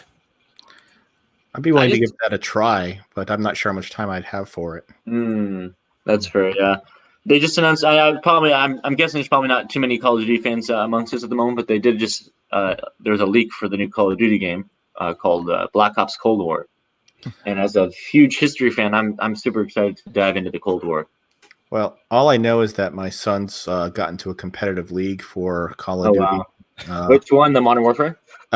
It was either that or Rainbow Six Siege. I could see that too. Yeah. I mean, he plays like 4 different FPSs, including PUBG, and he's at a competitive level already. Dude, that's wild. So yeah, I think I tried playing PUBG with him once. We played squad play, and I think both me and whoever else was playing, one of his friends, got wiped out, and then he took out the entire squad on his own. He's like, I don't even need you guys. So all I heard was, got him both. That's too funny, man. So this is kind of an interesting perspective since my dad, he's pretty well. He's a bit of an older dad. He was born in the 50s or so, I want to say. So your dad's a boomer then? Yeah, he's a boomer. You said? Yeah, your dad. Yeah, your dad's a boomer. Yeah, pretty much. And so his video game days his video game days were for the Commodore 64. So he doesn't play video games. So like I don't know I have an experience of where like a dad who can enjoy a video game with you. Like what is it like to enjoy a game with like your son or something? Man, my dad's the same way. He just doesn't care about video games. Yeah, dude, I totally feel you on that, man. I mean, I've gotten a lot better at Dead by Daylight, but he's not interested in that or Friday the 13th. Really? He far prefers like the non-asymmetrical team-based, squad-based FPSs. Oh, wow. And I'm okay at those, but not when you put me up against someone of his level. I mean, he's normally like the quietest, most reserved kid, but if when I hear him playing late at night, like he is in there, he is howling, he's cursing, he's saying yeet over and over again because he was playing Mordhau for a while, and one of the things you can do in that is you can throw spears. So every time you would throw a spear, he'd go yeet. What is it with Zoomers and that word? I don't get it. It's fine. I don't have to get it. As long as he's enjoying himself. It's like there's always new words that each generation latches onto. I'm sure from our rap songs, we all had ours from back in the day. Like, was that one that's what's that one thing that Little Richie used to say or whatever? I think it was Little Richie. Yeah. Remember that one from way back in 100 years ago? Yeah, that was after my time, but I remember it. I guess that was my time then. Yeah. Yeah, but the point is, he's in his zone when he's playing those games. Like they're discussing different weapons, and it's like I can't remember which one they were discussing, but it's like, what do you think of the such and such? And he said, it's improved since the last patch. It's still a moderately decent CQC weapon, but not beyond 30 meters. And this is this kid who barely ever talks, and all of a sudden he's authoritatively discoursing on firearm specification. That is hilarious, isn't it? He found his passion. Now that I think about it, I don't think I can come down too hard on Zoomers for having some cringy slang because my generation had YOLO. Yep. Everyone has cringy slang. I mean, I didn't use a lot of Gen X slang, but Valley Girl speak, gag with a spoon, totally gnarly, tubular. I'm embarrassed for people my age that ever use it. Yeah, those are some interesting ones. Yeah, I don't know. At least as far as I know, they did not try to make a movie out of millennials. As far as I know. Well, not explicitly yet. No, wait a decade or two. Wait until you're in your 40s. It's And called then- High School Musical. And then all this stuff's going to come out. Like over the past 10, 15 years, it's been nothing but 80s nostalgia. No, I don't know. I'm thinking of something like Clueless or fuck, what was that up? What do you mean? You don't remember Clueless? No, I remember, but that's not a millennial thing. No, it's a not. No, I mean like Clueless is a Gen Xer movie Mm-hmm, made during when Gen Xers were coming of age. There wasn't. I don't remember millennials having that. Oh, well, I did say. I mean, I guess honestly, I kind of said it as a joke, but High School Musical is probably the only thing that comes close to me, but to mind rather. But I don't know how widespread that was.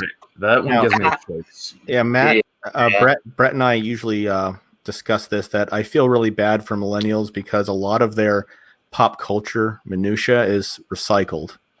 Yeah. Like it's a lot of reboots, a lot of remakes, and it's like I can look back on like 1984 was such a glorious year for films. Like so many classics came out around that time, like Goonies, Ghostbusters, Gremlins.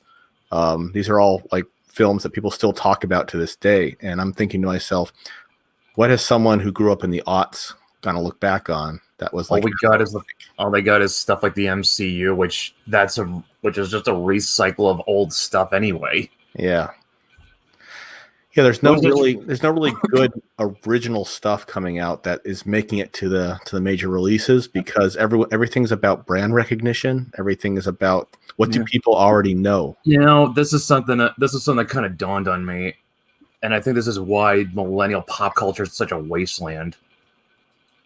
What kind of makes us different from boomers and Gen Xers is boomers and Gen Xers, they were able to form their own identities. Millennials, we had identities sold to us.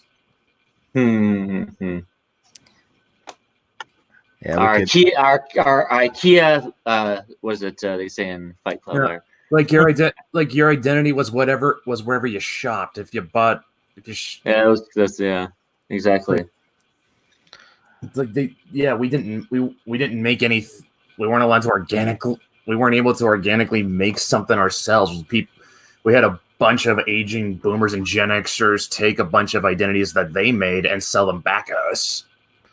Present company excluded, though, Dan. That's one thing I definitely don't try to do. Like my kids, they're all Gen Z Zoomers, and I'm definitely not trying to tell them what to think or what to conclude. I'm letting them form their own identity and their own agency as best as I can, because they know themselves a lot better than I know them. Trust me. That's usually how it goes. The best I can do is tell them, like, these are the mistakes I made, and this is what usually happens. So don't do that. Other than that, I want you to form your own paths and your own identities. Yeah. I mean, about that thing, I guess someone could say, like, oh, but we had the hipsters, but does anyone really want to own that unironically? Nope. Because hipsters, they're all about, like, this stuff is old, therefore it's funny and cool and unironic. Hipsters just being a contrarian. Yeah, and the whole, like, let's wear the Kaiser Bill mustaches because it looks silly and it's a joke. It's like, no, stop, guys. Let's put on bow ties and suspenders. Like, it's just suspenders and drink liquor out of mason jars. Like, that's not a real thing. You're just looking really stupid. You're just bucking trends for the sake of bucking trends. And you're doing it ironically, and that's the big thing. I hate insincerity. I hate deconstruction. I'm really looking forward to the resurgence of, like, sincere storytelling, where the characters don't realize that, hey, we're in a comic and this is dumb, so let's acknowledge that and make fun of that, and let's all be genre savvy, and let's all, that stuff needs to go, and that's why I don't write that way. I'm saying the line stops here. I'm not doing any more of that Whedon stuff. Well, I don't think Hollywood is either, after how badly Justice League failed. Yeah. Speaking of which, I wonder if the Snyder finally. Oh man, dude, it's not gonna be good, but we don't know that. I will posit that we don't 100% know that. We don't 100% know. I don't know. Like, considering how well Batman v Superman went over, here's what I expect. I expect it to be a marginal improvement over that at best. It'll be it won't be tone confused. Yeah, Well, they'll have sure. that going for it. I'll give it that. As long as they remove all the also- Flash's quips, I'll be happy. It also is going to help explain Man of Steel or Batman v Superman's Batman a little bit better, from what I understand. So I'm looking forward to understanding the context of why he's such a murderous bastard. I really can't wait for the Flash to get less lines. Oh yeah, the Flash was like the worst part of that film. I cannot stand that character. How they portrayed him in that movie. Yeah, the Flash was not Spider-Man. He didn't make jokes. Yeah. All I can say is Grant Gustin makes that shit look easy. Like they give him quips on the Flash all the time. Yeah, well, from what I remember, he was Barry Allen anyway was more of like a boring Boy Scout in the Silver Age, and Wally West was more of the quippy guy. But they tend to combine those two characters like they did in the 1990s Flash. They combined the character Barry Allen with Wally West's limitations, where he could only run the speed of sound and he burned a lot of calories, but he was still named Barry Allen. I don't know. It's confusing. It's confusing. Yeah, okay, point taken. But anyway. I think the big reason why the Flash in Justice League was so annoying was because of the actor. Yeah, well, Ezra Miller is kind of hard to like. I'll give you that.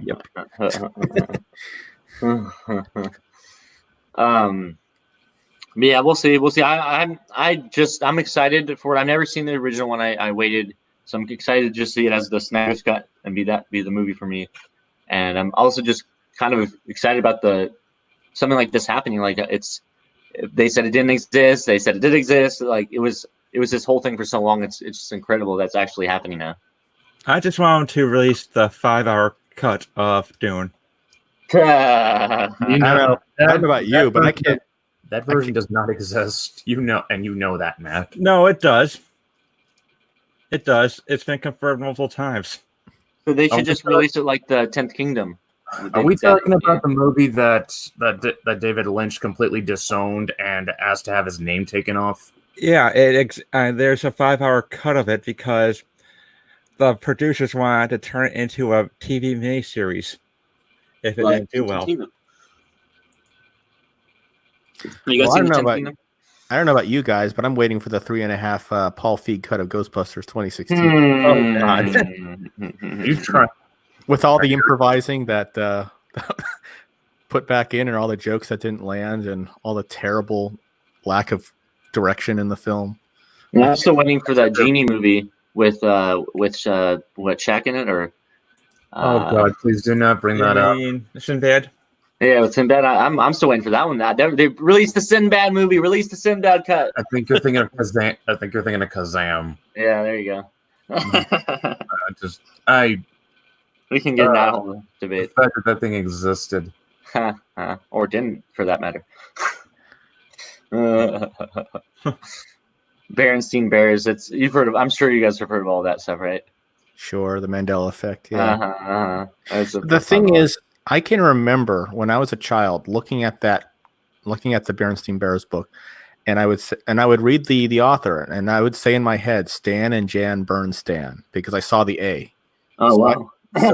So I know for a fact that was how it was spelled because I was mispronouncing it as a 5-year-old child. My God, it's funny. Yeah, I did not see the E when I was a child. I pronounced the A in my head. Yeah. It's what we remember is it's very subjective. Very much, yeah. So we have about another 17 minutes or so before we'll be moving on to the next segment of the podcast. So we got a little bit more time to chill out. You guys got anything coming up? Anything you want to share? Any fun stuff? Well, one thing I did hint at in the review of Recounting the Vampire is I spoke with Dylan and I said, if you keep improving like this, I'm going to get you an Adobe script. And it looks like I may need to come up with something. Oh, wow. And there's a number of neat little side stories that Adobe recounts in the novel Knight Errant that would make a fantastic little exercise to see if Dylan would want to try his chops at it. And he seems like he's interested, and I'd love to see what he can come up with. So if he does, then expect to see a short story about Adobe's childhood or teenage years showing up sooner rather than later. It's not. That'll get its own title, I assume, separate from Dame Commander and Knight Errant. Yeah, I mean, this may even be pre-Paladin years. We don't know. I mean, there's a whole lot of backstory to explore in her life from age 10 to 16. Those 6 years take her from where her father died to where she became enrolled in Blessed Nativity Catholic School, which was actually a front for the Paladin's training ground, where she became inducted into the order. So there's a whole bunch of psychological character studies that were hinted at in the novel and will be hinted at in issue 2 of Dame Commander. Nice. That's one of the things that that's going to set issue 2 apart from issue 1. As issue 1 was more of an action opener, and issue 2 will get a little bit more into the character's head and learn a little bit more about her and what brought her to her current place. So. But that at the same time, the action is ramping up to an absurd degree. So I'm looking forward to that one. Very nice, man. Yeah, and Leandro is really come into his own in the action scenes in issue 2. He's really turned up the volume to 11, as you might say. All I can say on my end is that I got all the line art for issue 2 paid for Victor, and so right now it's Ginger's all that's left. And she's already got 10 of the pages already paid for. So, oh yeah. Speaking of which, the Jack Irons pinup, I have reached out to a colorist to lay the colors down that I think will do a wonderful job. And don't know if anyone remembers, but I did recently add the Rage Puppy to it. So now Scott's Wrath is also represented in that pinup, along with Althea Sporkman, Juan Poole, Common America, Kiara, Regina, Venus, and Sugar Lightspeed. So it's going to be a nice little, get together there. Yep. Got the whole crew. As many as I could fit in there. Yeah. That's awesome, man. Yeah, it's a great piece, and it's basically a way of saying, congratulations, Cody, you stuck with it and got your book funded, and we're all happy to see you succeed. So, oh, definitely, and let's get him, Cody. Let's make it happen for Matt now. Yeah, let's make it happen for Matt, and it's gonna happen for Matt one way or the other. Definitely, by hook or by crook, the book's getting made, the stories are getting told, and everyone's gonna love them. Yeah, even if the Kickstarter fails, we have a backup. So. Yeah, we have backups. We got ways to make this happen. I'm not concerned about it. Yeah, right. There was this video I came across from a guy who's he's ex-military, and he had this video about like how they teach you to have a thing called a PACE plan, and what that means is primary, alternate, contingency, and emergency. Yeah, there was one episode of Smallville that always stuck with me when this guy tried to blackmail Clark into doing crimes for him, and the line that he said to Clark that I remember distinctly was, "My job is all about scenarios. I don't go in with one plan. I go in with 10." Mm-hmm. Yeah. So. That's the way to do it, man. Always be 10 steps ahead. Exactly. Mm-hmm. So that's definitely how we're approaching it here. We're trying different things. We're seeing what works. We're seeing what doesn't work. We're seeing where we're strong, where we need improvement. And, it's going to happen one way or the other. If it takes a little bit longer, it takes a little bit longer. I'm not going anywhere. I'm here for the long run. I'm here to tell some cool stories. I'm here to help everyone else tell their stories, however long that takes. That's awesome, man. Yep. You guys are in it for the long haul. Uh-huh. Oh, definitely. It's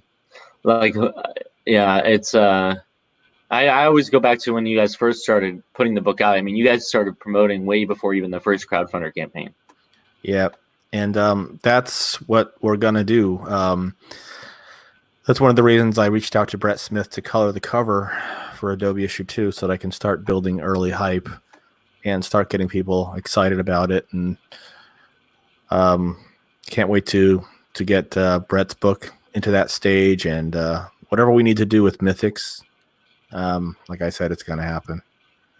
I like this comment from Cody in the chat. He says, "Always a plan B through Z. Then you start on plan A1 and so on. Manifestation takes effort, patience, and persistence, but most importantly, faith and love in the work." Yeah, in the end, ultimately, as Cody said, you need to do this because you want to create something beautiful. And if you want to create something beautiful, then it won't really matter if it succeeds right away or not, because you have that strong core to your work. If all you're after is chasing some, the God Almighty dollar, then you're in a slightly more difficult place. Yeah, that's very true. It's because you have nothing to fall back on if you don't make the God Almighty dollar. But if you're trying, you're going to burn out too, Exactly. And you don't, like I said in one of my Patreon podcasts, it's like, don't be a firework, don't burn out. Exactly, man. And don't take that ticket. Don't sell out just to make a quick buck, because you will end up hating yourself and you will end up hating the work. True. Yeah. It's that's a tough one. That's for sure. It's man, we could do literally a whole podcast on buyouts. The one that me and Matt are big fans of Rooster Teeth. The one I always think of is when Rooster Teeth got bought by a Full Sail. I think it was Full Screen rather, and who's owned by Warner Media. They had a lot of changes, happen because of that, corporatization. So there's definitely a lot of things that can happen when you do sell out, or quote unquote sell out, to that kind of takes some of the creative control that you have in the original, that can change what you went in to do it for. Yeah, but the thing is that sometimes you have to make the sale so that you can go on to do bigger things. You're not wrong either. Yeah, it's definitely a balancing. It's a hard decision, and I don't envy anyone who has to make it when they have to make it, but it is a decision that has to be made. Making money, it just shouldn't be the only thing that matters, is all. Definitely. But it can be hard to if you're like, for an audience who's used to like the smaller, more intimate version, and then all of a sudden all these changes get implemented, it can be a bit confusing or jarring. And so that's something that me and Matt have talked about, me and Matt Bryant, going forward with Wikid down the line and stuff, how if things like that, come down and all that. So yeah, a lot of stuff to consider, really, honestly. Yep. Yeah. But we're getting close to the end of time. We have about another 10 minutes here. I had a little fun question I wanted to throw your way for the three of you. What comic or manga would you want to write for if you could choose any in history? If I could choose any in history, yep. There was this book called Iron Fist Shinmei, which is absolutely a beautiful story about a young kung fu master and his journey to becoming an actual master with his own, pupils. And it starts him out as a very young boy who's unnaturally talented in kung fu, and based upon the small pond that he's in, he's an absolute genius. But as soon as he starts branching out, he's realizing that the world is a lot bigger than his village, and he has a lot to learn, and he gets humbled a lot. But he always strives each and every issue to better his craft and to strengthen his body and his mind and his spirit, until finally he is like a legit kung fu master by the end of the series. Really? Yeah. And it's just a fascinating story because every so often, that's the one. Yep. And not only is the artwork like, it's very Takahashi-esque. So when I saw it, I was like, Takahashi is and always will be one of my artistic idols. I mean, if you look at any of like my Molly Beans artwork, it's obviously heavily inspired by Takahashi. But the storytelling in Iron Fist Shinmei is so delightful. Like, I would absolutely love to have a chance to write for this character. Oh, that's fun, man. That's a good choice. Because he's very good, but he's also very humble, and he always tries to do the right thing. One of the first fights he gets into is he's working at a restaurant, and these two bullies won't pay for their food.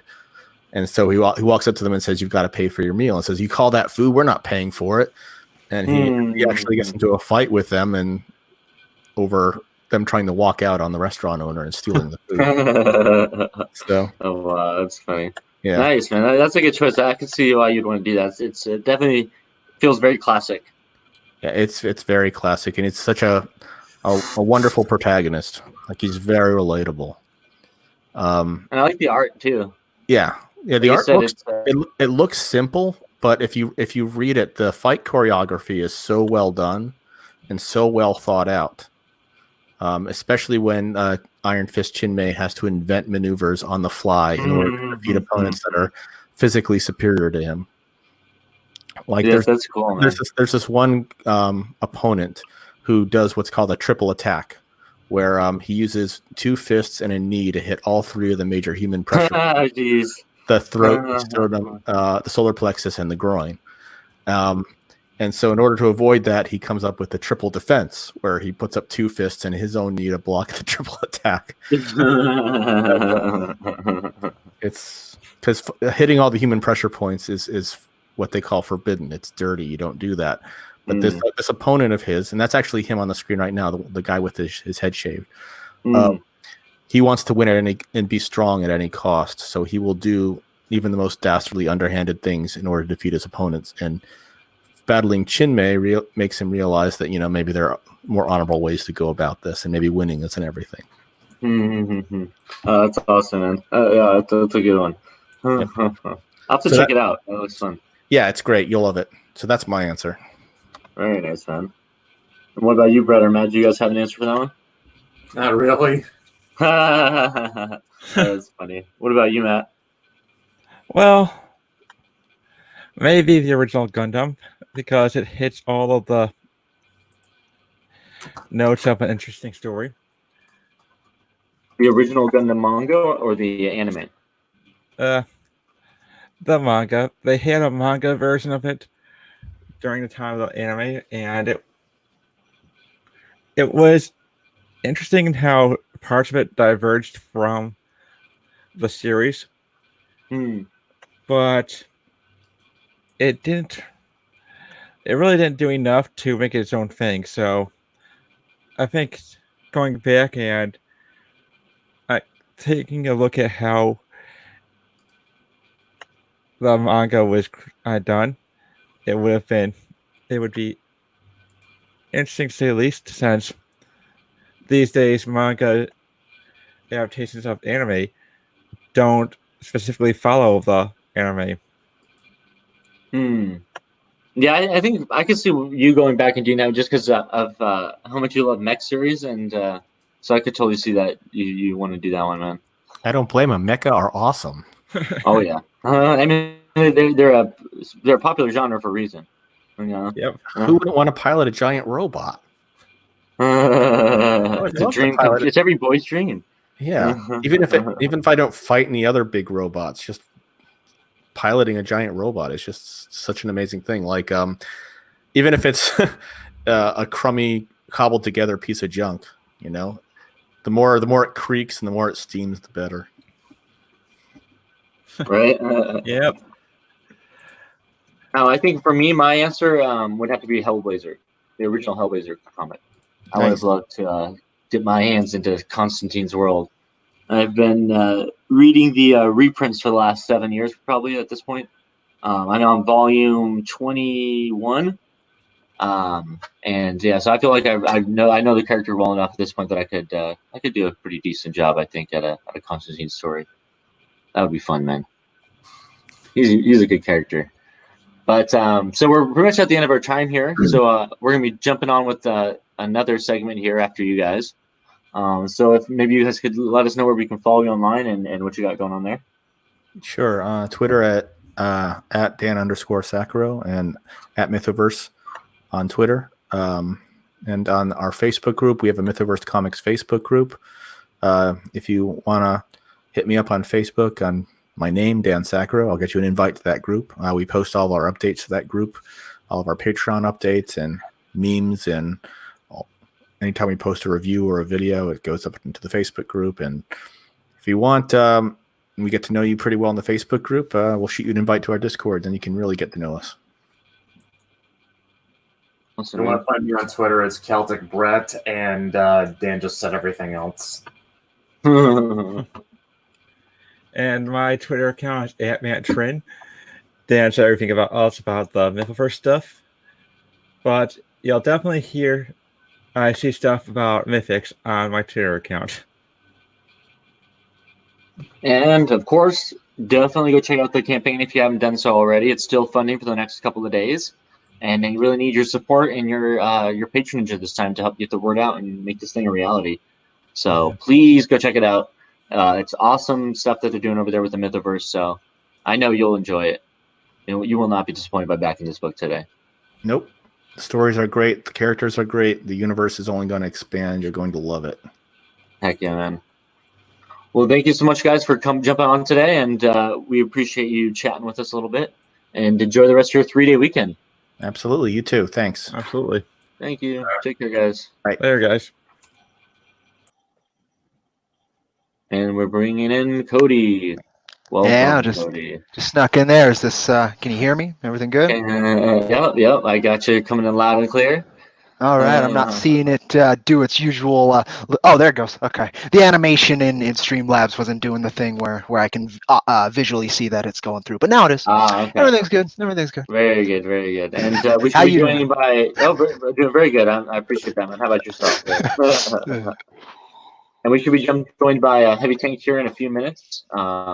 So I'll let him know where we've started. And but how you been doing, man? Oh,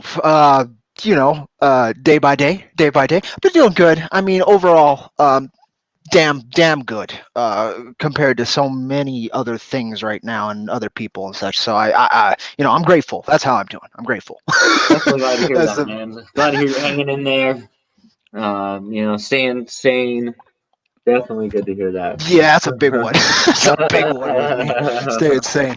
But I've been able, thanks to you folks and the Mythoverse, which you folks just, were talking to, and so many other so many other wonderful fans, friends, and interested parties allowing us to do our work again during this hard time. And that's made a massive difference in my headspace.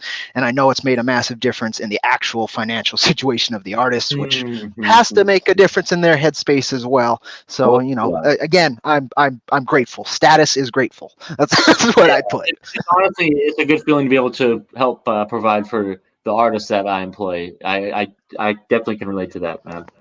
Yeah, absolutely. It makes a massive difference, and just that too. We all really like working on what we're working on. So that too. Yeah, it's just. That was killer. I'm still blown away and still surprised, but I'm doing the work anyway. You guys are in demand, is that right? At this time? We are currently in demand. Yeah, working towards 2 stretch goals at 12.5, which we only need about $700 to get. Everybody's going to get a metal trading card. This pretty Elseworld version of Jack you're seeing right now as my icon. If we don't hit that 12.5, only the secret perk backers will be getting this metal card. If we hit the 12.5, secret perk backers will get the not safe for work variant of this card, as well as the safe for work version. So if you've done right. Yeah. You've created a situation where now there is a demand that this becomes an in-canon character at some point. So there actually has been. There was a wonderful, a relatively big streamer girl was interested in cowgirls, and so she went and ended up backing in the book anyway, just because of the image here. But she likes westerns and stuff anyway. But that kind of clicked me in, and I have many ideas for Jackie Irons, and she's been around almost as long as Jack in the background. That's just, everybody roll 34s, and though Jack himself is a hunky cowboy, comic fans are primarily men and primarily straight men. So a pretty girl helps a series. Well, not only that, but even for the female fans, I'm sure they love to see them. They can see a tough immortal cowgirl. And Illustrator Monk did a wonderful job. So he approached me right that final day, fucking crazy day, excuse my language, but it was. And it's early enough. My brain is going to be on a little bit on autopilot, and coffee takes the wheel. But he alongside so that final day there were so many fans and friends again, good friends and peers in comics that kind of came together to rally their strength and their effort behind Jack to get that funding going. And there's a lot of pieces done. And Illustrator Monk proposed this on his end. He sketched it out and kind of thumbnailed it and said, you know what, I'll do the full ink and everything if you fund, or at least put that out publicly. If we can fund this is better phrasing. So yeah, I just went through it, and the piece came out really cool. Of course, the not safe for work came out way before the safe for work, just because it's easier to draw a lady without clothes than with clothes. So I wasn't aware there was a not safe for work version. How does there one is. obtain it? I haven't shared it in a lot of chats just because it's not safe for work. You got to put that on and your I think Patreon. there's a spoiler function on You Twitter. I feel like I've seen it before, but I could be wrong. Yeah. Well, you But if gotta there's make that not a spoiler Patreon, function, man. I didn't want to. No matter how gorgeous the lady is, some people have different sensibilities. So I Well, wasn't here's going to what you shove do, that in man. anybody's You face. put it out as this is straight out of the Rags playbook. You make it an exclusive not safe for work print for Patreons only. That's been kind of a thing. In fact, the image did release on Patreon. So if you folks Nice. spend $1, you can go and look at. There you go. There you go. Piece. See, you're but in terms of prints and stuff, we're still figuring out. Who's the we in this case? I'm still figuring out how to really go about physical rewards through the Patreon. Fair enough. But there's a lot of ways I can do it. And I'm still waiting, and not waiting, working towards a threshold where the balance of the funds coming in from Patreon would work for also putting out merch. That might not be the best way, but we're a third of the way to that goal already. That I kind of had said about $150 a month. I can send out like a T-shirt a month, or a sticker, or a pin, or something, and I've or a mug. So I'll get there. Right now, focusing on issue 3. I'm so glad, because that was the Patreon and the store and that kind of stuff. That was my plan B with issue 3. So I'm so happy I was able to. We were able to fund, and I was able to pivot my energy and effort towards the book instead of towards the marketing again. That makes a huge difference for me again in my headspace. It's great, but we're working there. We'll get there, and of course our web store / website, because it's got all our relevant links and stuff. Ironversecomics.com, folks, check it out. I'm always kind of trying to pay attention, and we haven't gotten much comments on it, but it's getting traffic, so I think it's doing its job, and we've made enough sales to pay for its first monthly fee when it comes due, so that's great. But it's been a journey. I'm again grateful, and happy to see Tank here. How you doing, Tank? What's up, Tank? Good evening. Doing well under the circumstances. Right. Yeah, seriously. You hanging in there, man? Yeah, sorry? You hanging in there? You doing all right there, man? Out where you're at? No, doing fine. Nothing major. Just working on a few things. Keeping it close to my chest right now, but Nice. I am willing to tease a little something. Just something. Very small. nice. So it gives a little bit of something there. Work this thing. Yeah, I'm excited to see this one. It's Okay. Oh, very see nice. this? Yeah. Oh, yes. There we go. Oh, okay. Very nice. So is this is one of your main characters, isn't it? Yep. Oh, that's awesome. That would be Lucia. And as to what this is all about, like I said, I'm just I'm gonna keep that one a little bit close to my chest. But if all works out, we should be seeing something a little bit more amazing soon. And worked out quite a few things. If all goes according to plan, I might hopefully be able to skip crowdfund entirely. Oh, that'd be cool, man. Well, congratulations, man. I wish you luck with getting that result. That would actually be really nice. I understand the updates from our side have been horrendously slow. Yeah, it's all good, man. Every project has its own pace, you know. Not every project's going to be the same pace. Yeah. at the end of the day. But apart from that, once I can get this out the way, I should hopefully get back on track with Volume 2. Very nice, man. Yeah, I know. I'm super stoked. I can't wait for that to release. Did you happen to get a chance to see the page that we made for your series on the website? And I've not been paying attention too much. Oh no, it's okay. We just it's all good. We just relaunched our website recently about 2-3 weeks ago, and we added series pages for all the series, including our upcoming series. And so you can go to the website and check out the page for your series on there as well. Yeah, it was a massive improvement. Thank you. You guys are doing a good job there, for damn sure. I've been enjoying it. Definitely enjoy. It's easier access to, and it's a little bit clearer on brand, which is great. Yeah. It's a little less. Not generic. I got to be honest there. It's a little less. This is somebody's site that's just up, and it's more. This is Right. Wikid Publishing, and I'm all about flavor. If you folks haven't noticed, I'm all about branding and flavor and having a distinct idea or thought form to connect to with your business or with your work, and that's. I was very pleased with what you guys are working towards. Thank you, man. I appreciate that. One of my favorite features of the new site is that when you go to a series page, it has at the bottom, it has merchandise and comics from that series. So instead of going to the store where you're getting everything at once, you can specifically shop by series, which I really enjoy that. Yeah, I noticed that was cool because when I looked through mine, it had the figure, it had the pinups, and of course. I think I saw that the pre-orders for this summer's issue number 1 and issue number 2 reprints of Jack Irons are kind of loosely up on there. Am I right? Yep. I saw it say pre-order. Yep, we just started getting some sales for the pre-orders recently as well.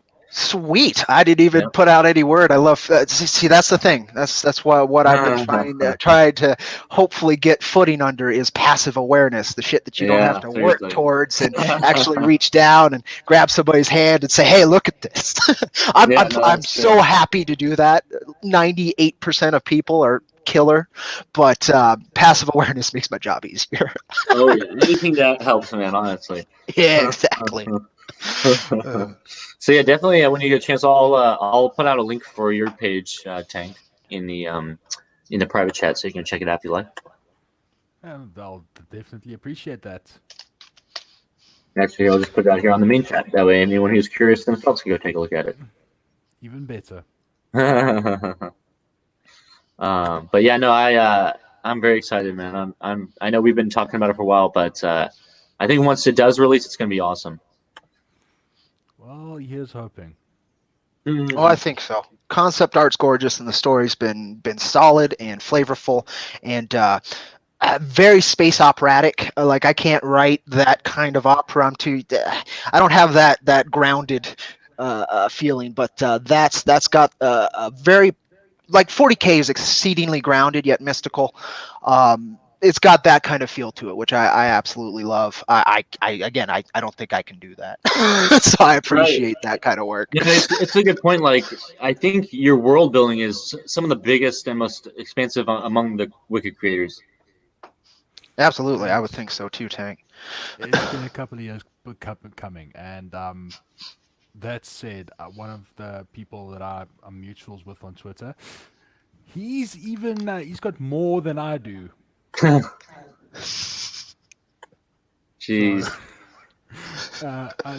Just one of those things. I mean, I'd like to think that we make these stories for ourselves, but at the end of the day, we have to remember that we do make them for other people to read as well. So having something entertaining and not, trying to not beat someone over the head with the particulars is something that I am trying to convey ultimately through writing. I would like to very much just be entertaining, tell a good story and go from there, because the one thing that really grates my nerves with stories and things these days is everybody's so hard trying to push something somewhere that at the end of the day it becomes boring, it becomes tiresome. Why can't we just have something entertaining anymore? Why must everything convey a message? And that's my issue too. Isn't so much that is like, it's fine. Again, it's for me, it's fine to convey a message, and that's kind of what you were saying too. It's more an execution as always, but the problem is the messages that they're conveying aren't as universal as they believe they are. And that's part of the issue. When you're trying to put a message forward in writing, for me, what resonates with me is deeper, very simple concepts that don't get explored so much. Recently, I was reading a lot of Doug Apple's backlog. I wanted to get a little bit more comedy in my life recently. I wonder why. But anywho, but what he tends to do is put a lot of family and heart into it, and basically everybody can relate to family and love and struggle. Those are all very simple concepts and ideas, and it is putting forward a specific flavor or message through them. But again, it's not beating anybody over the head. It's you don't have to, because the idea is simple. It's general. It's part of everybody's experience in one shape or another. It's the choice of ideas, and it's the execution for me. And right now, there's a lot of people who aren't interested in the second part so much as the first part. Let's get a very specific idea that hasn't been done before, and then let's make sure people see it and have to be aware of it, instead of having it settle in the background and walking somebody alongside and seeing, presenting an idea instead of forcing an idea.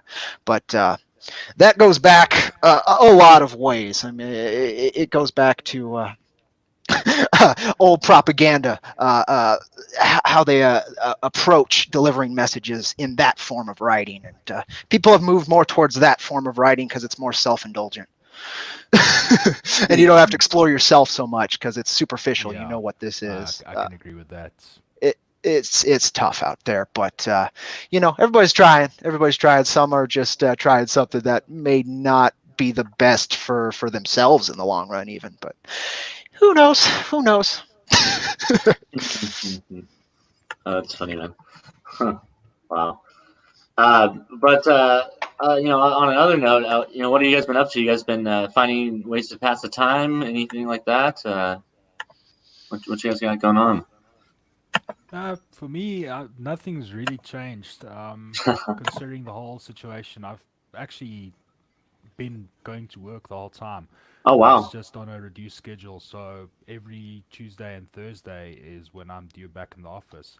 Now, our country is in a tiered system, so we're currently on stage 4. Now, hopefully by the end of this month, we'll be going down to stage 3, which means the country opens up a little bit more again, more people back to work. Nice. But unfortunately, the way our government seems to be making things up on the fly, I don't think their plan is working anymore, because anybody who follows me on Twitter will probably have seen me railing against my government and their choices the whole time already. So I'm not even going to go into that. You can go explore my Twitter feed for my feedback and of all the nastiness and everything. But in terms of passing time, when I'm at home, life didn't really change. I mean, there's still stuff that needs to be done around the house. That's fair, yeah. As for going out, never really did much of that anyway since we moved to where we're currently living. So at the end of the day, not much has changed for me. Hey, it's kind of a random question, but I was kind of curious to get, because you're from South Africa, so I was kind of curious to get your perspective on this. Are you a fan of Neil Blomkamp at all? District 9 or District 9 and all that stuff? District 9 was interesting. At the end of the day, I can't really say much bad about the man because his films are good. I mean, I watched the short Alive in Joburg, which is what District 9 is based on. It's a good film. The filmography is good. I can't believe that the accents and everything might have been a bit jarring for the rest of the world, but apart from that, I thought it was good. His second film, Elysium, was a lot more preachy, but still, if you can look past that, it's still a good film. Yeah, personally, I thought the action sequences were very well done. Yeah, no, that's a really good analysis of it. I like that take. Yeah, no, I enjoyed it. I enjoyed Elysium. It was like I said, it was a little more preachy, but still good action film, and I really enjoyed District 9 myself. I love that, like you said, the cinematography style was really interesting, and yeah, I quite enjoyed his accent. That was quite fun. Him going around swearing all the time. Well, that's actually pretty much how we are this side of the world. Oh man, that's hilarious. Oh, that's interesting. Oh, that's good. I appreciate that. I was kind of curious. It just kind of that thought came to my mind. So I mean, I can appreciate a good film as much as anyone else. right, It's yeah. it's just for a lot of things that you're seeing. I mean, I don't really watch TV that much anymore anyway. But when I do watch something, I turn it off very quickly if the messaging becomes heavy-handed. Then I Mm, just turn off and I just don't watch anymore. yeah. If the plot lines and the thread lines, everything is still good and engaging, I'll probably force myself through it to see if I can skip past the preachiness or whatever they're trying to do. But if there's no redeeming qualities, I'll stop watching and just not watch again for a long time. I mean, last week was actually the first time I watched Fast and Furious 8, and that's Oh wow. been yeah. I mean, there are so many films I still need to watch. It's crazy. I mean, I'm with I you only there. got around to that now. What'd you think? Exactly what I hoped it would be. I Yeah. Over the top action film, perfect popcorn movie. I don't know love it. why Yeah. people expect more these days. I don't need. One of Yeah. the biggest issues I have with people that I work with is they really enjoyed the first film where it was more about the street racing and everything. Mm. But since the fourth film, Fast Four, whatever what it was called, but that one, since then you could see they started making this pivot and the shift to a more action-orientated film. And when the fifth one came out, then it was just all bets were off. Now we've gone completely off the rails, and now I mean, putting us safe, hijacking tanks, things like that. It's like, yes, I like to watch this. This is what I want. It's just action. It's fun. It's what Oh you yeah. want when you watch a movie. Not every film needs to be Schindler's List. Exactly, and it's really amazing to see how they've evolved the series throughout the years and how it's changed to what it is now. It just shows you how innovative they are. Like they're not just staying the same and doing the same thing every time, Yeah. which I really respect. I know a lot of people give the fast movies hate, but I personally love them. They're practically Well, superhero movies at this point. they're Yeah, they are superhero very movies, much but superhero movies. the one, I yeah, mean, part of the once you drive from one superheroes. skyscraper to another skyscraper in Dubai, you've kind of, yeah, you didn't jump the shark. You You just jumped the destroyed planet it. the shark's on. Yeah, well, we'll talk about that once they go into space. Right, which Oh man, yeah. I'm positive they're going to do it. I'm 100% positive they're going to space. Drive a Lambo from the ISS to Oh a yeah, space shuttle or something. yes, I want it. The diesel on the I'd hood and the love to see spacesuit that. looking all Riddick. Yeah, I'd go for that. Oh my god, it's amazing. Yeah, that's a guilty pleasure for me for sure.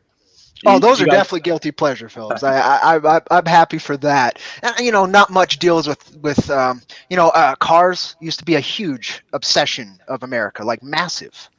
Just like before that, well, during that it was biking, also motorcycles, and both of those cultures have kind of gone the way of the dodo. It's very low. And Fast and Furious is one of the few things that keep that in the mainstream. So I appreciate that true. very much.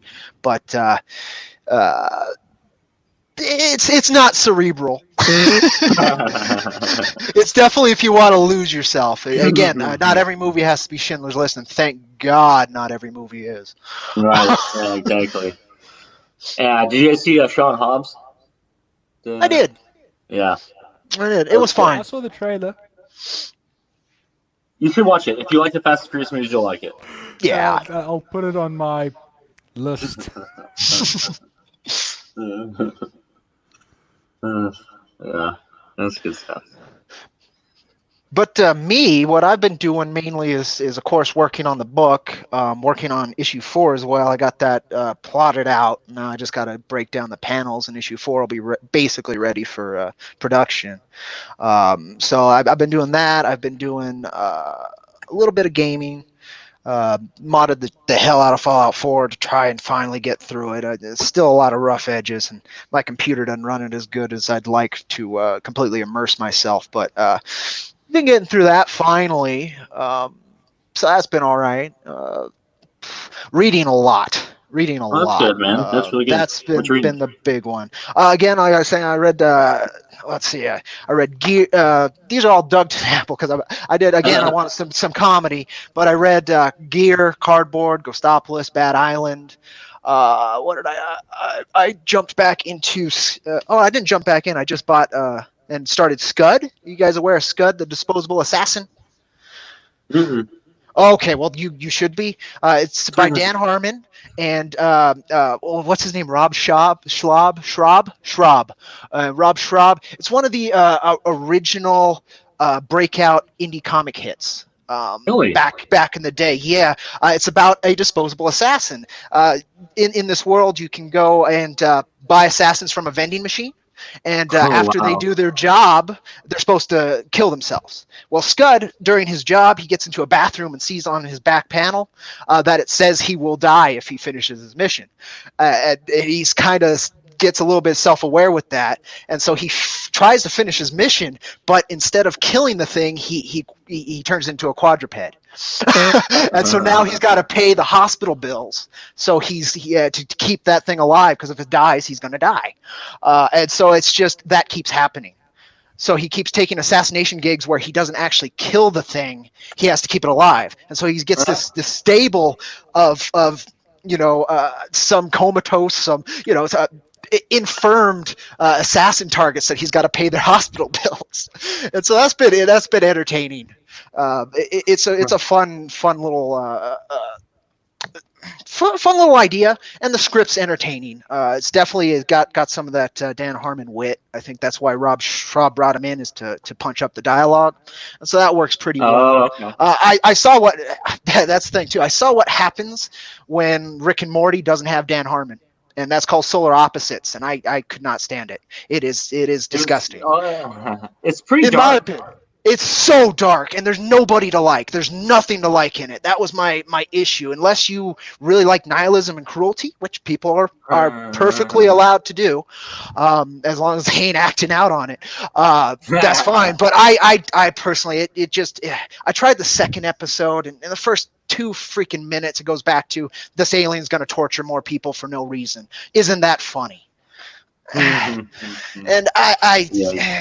and then just like all the voices too, Justin Roiland, it sounds the same. It was hard for me to get into it, which sucked. I was looking forward to something different and seeing if they could revive my interest in that style, and they did the exact opposite. They revived my interest in Rick and Morty, because at least they didn't take it that far.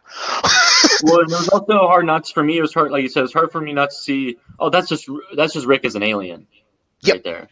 But I mean, you can tell he tried to do a different voice, but it's so close to the same voice. And at least Rick, he still loves his family. He still wants to take care of his kid, his daughter and her kids, and he's willing to tolerate Jerry. This guy, like, he's supposed to have some kind of familial connection between his happy-go-lucky buddy, the pupa, and the 2 kids, and they still haven't explained that relationship either. Is it supposed to be a gay couple, or are they supposed to be does the society not have a familial kind of thing, but they're still in a familial thing? They didn't do any of that. They all just focused on, this is an alien, and here's the weird shit that we're going to have them do that's cruel. I don't know. Personally, I'm gonna probably try to get through episode 3 as well. Try to give it a fair shake, because I like my adult sci-fi cartoons, and they're very rare. But anywho, Scud. If you guys do want more of that, Scud is freaking. Isn't it? You're saying the humor. He's saying, he said, so who's the job? He said, all the information needed is on this disc. It also includes a map of the factory, weapon locals, and proper contempt levels. Yeah, the contempt level actually is a gig, so it's got a little bit of a manga feel to it too, because the line art's loose, and the pacing's pretty quick. That was the thing with the Doug Tanapa books too. They feel more like manga. The pacing, I burnt through cardboard in an hour and a half, and it's like almost 300 pages. The pacing is incredible, and as I've read more and more sequential art, I found I really enjoy a fast pacing, and that unnecessary dialogue or unnecessary wording really does get in the way. I've rarely found a comic book that benefited from a higher level of dialogue than a higher level of art speaking for itself. And the whole show don't tell thing. And manga tends to do that differently. They'll show you something, and then they'll tell you about like the abilities and how it works and stuff, and that's a different story. But the pacing's still very quick. 4 or 5 panels a page, not 9. Not that classic 9-panel grid, or sometimes 2 panels, or a lot of full-page spreads. I like a quick pace because it's also rewarding to get through something real quick and finish a journey. But a lot of reading. That's what I've been up to. Basically, Scud's about 1,100 pages, and I'm about 200 in. It's entertaining as all heck. I just linked to the complete edition, so that's the whole shebang, as it says. Yeah, that's the one.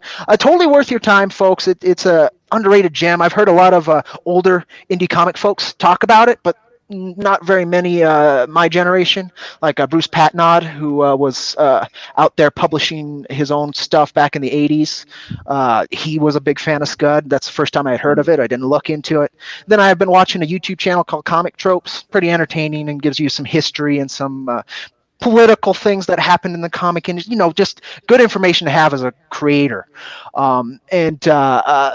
He did a review of Scud, and it just sounded incredibly entertaining. And again, I was looking for indie books so that would have a unique flavor, and I wanted some humor, and that filled it just fine.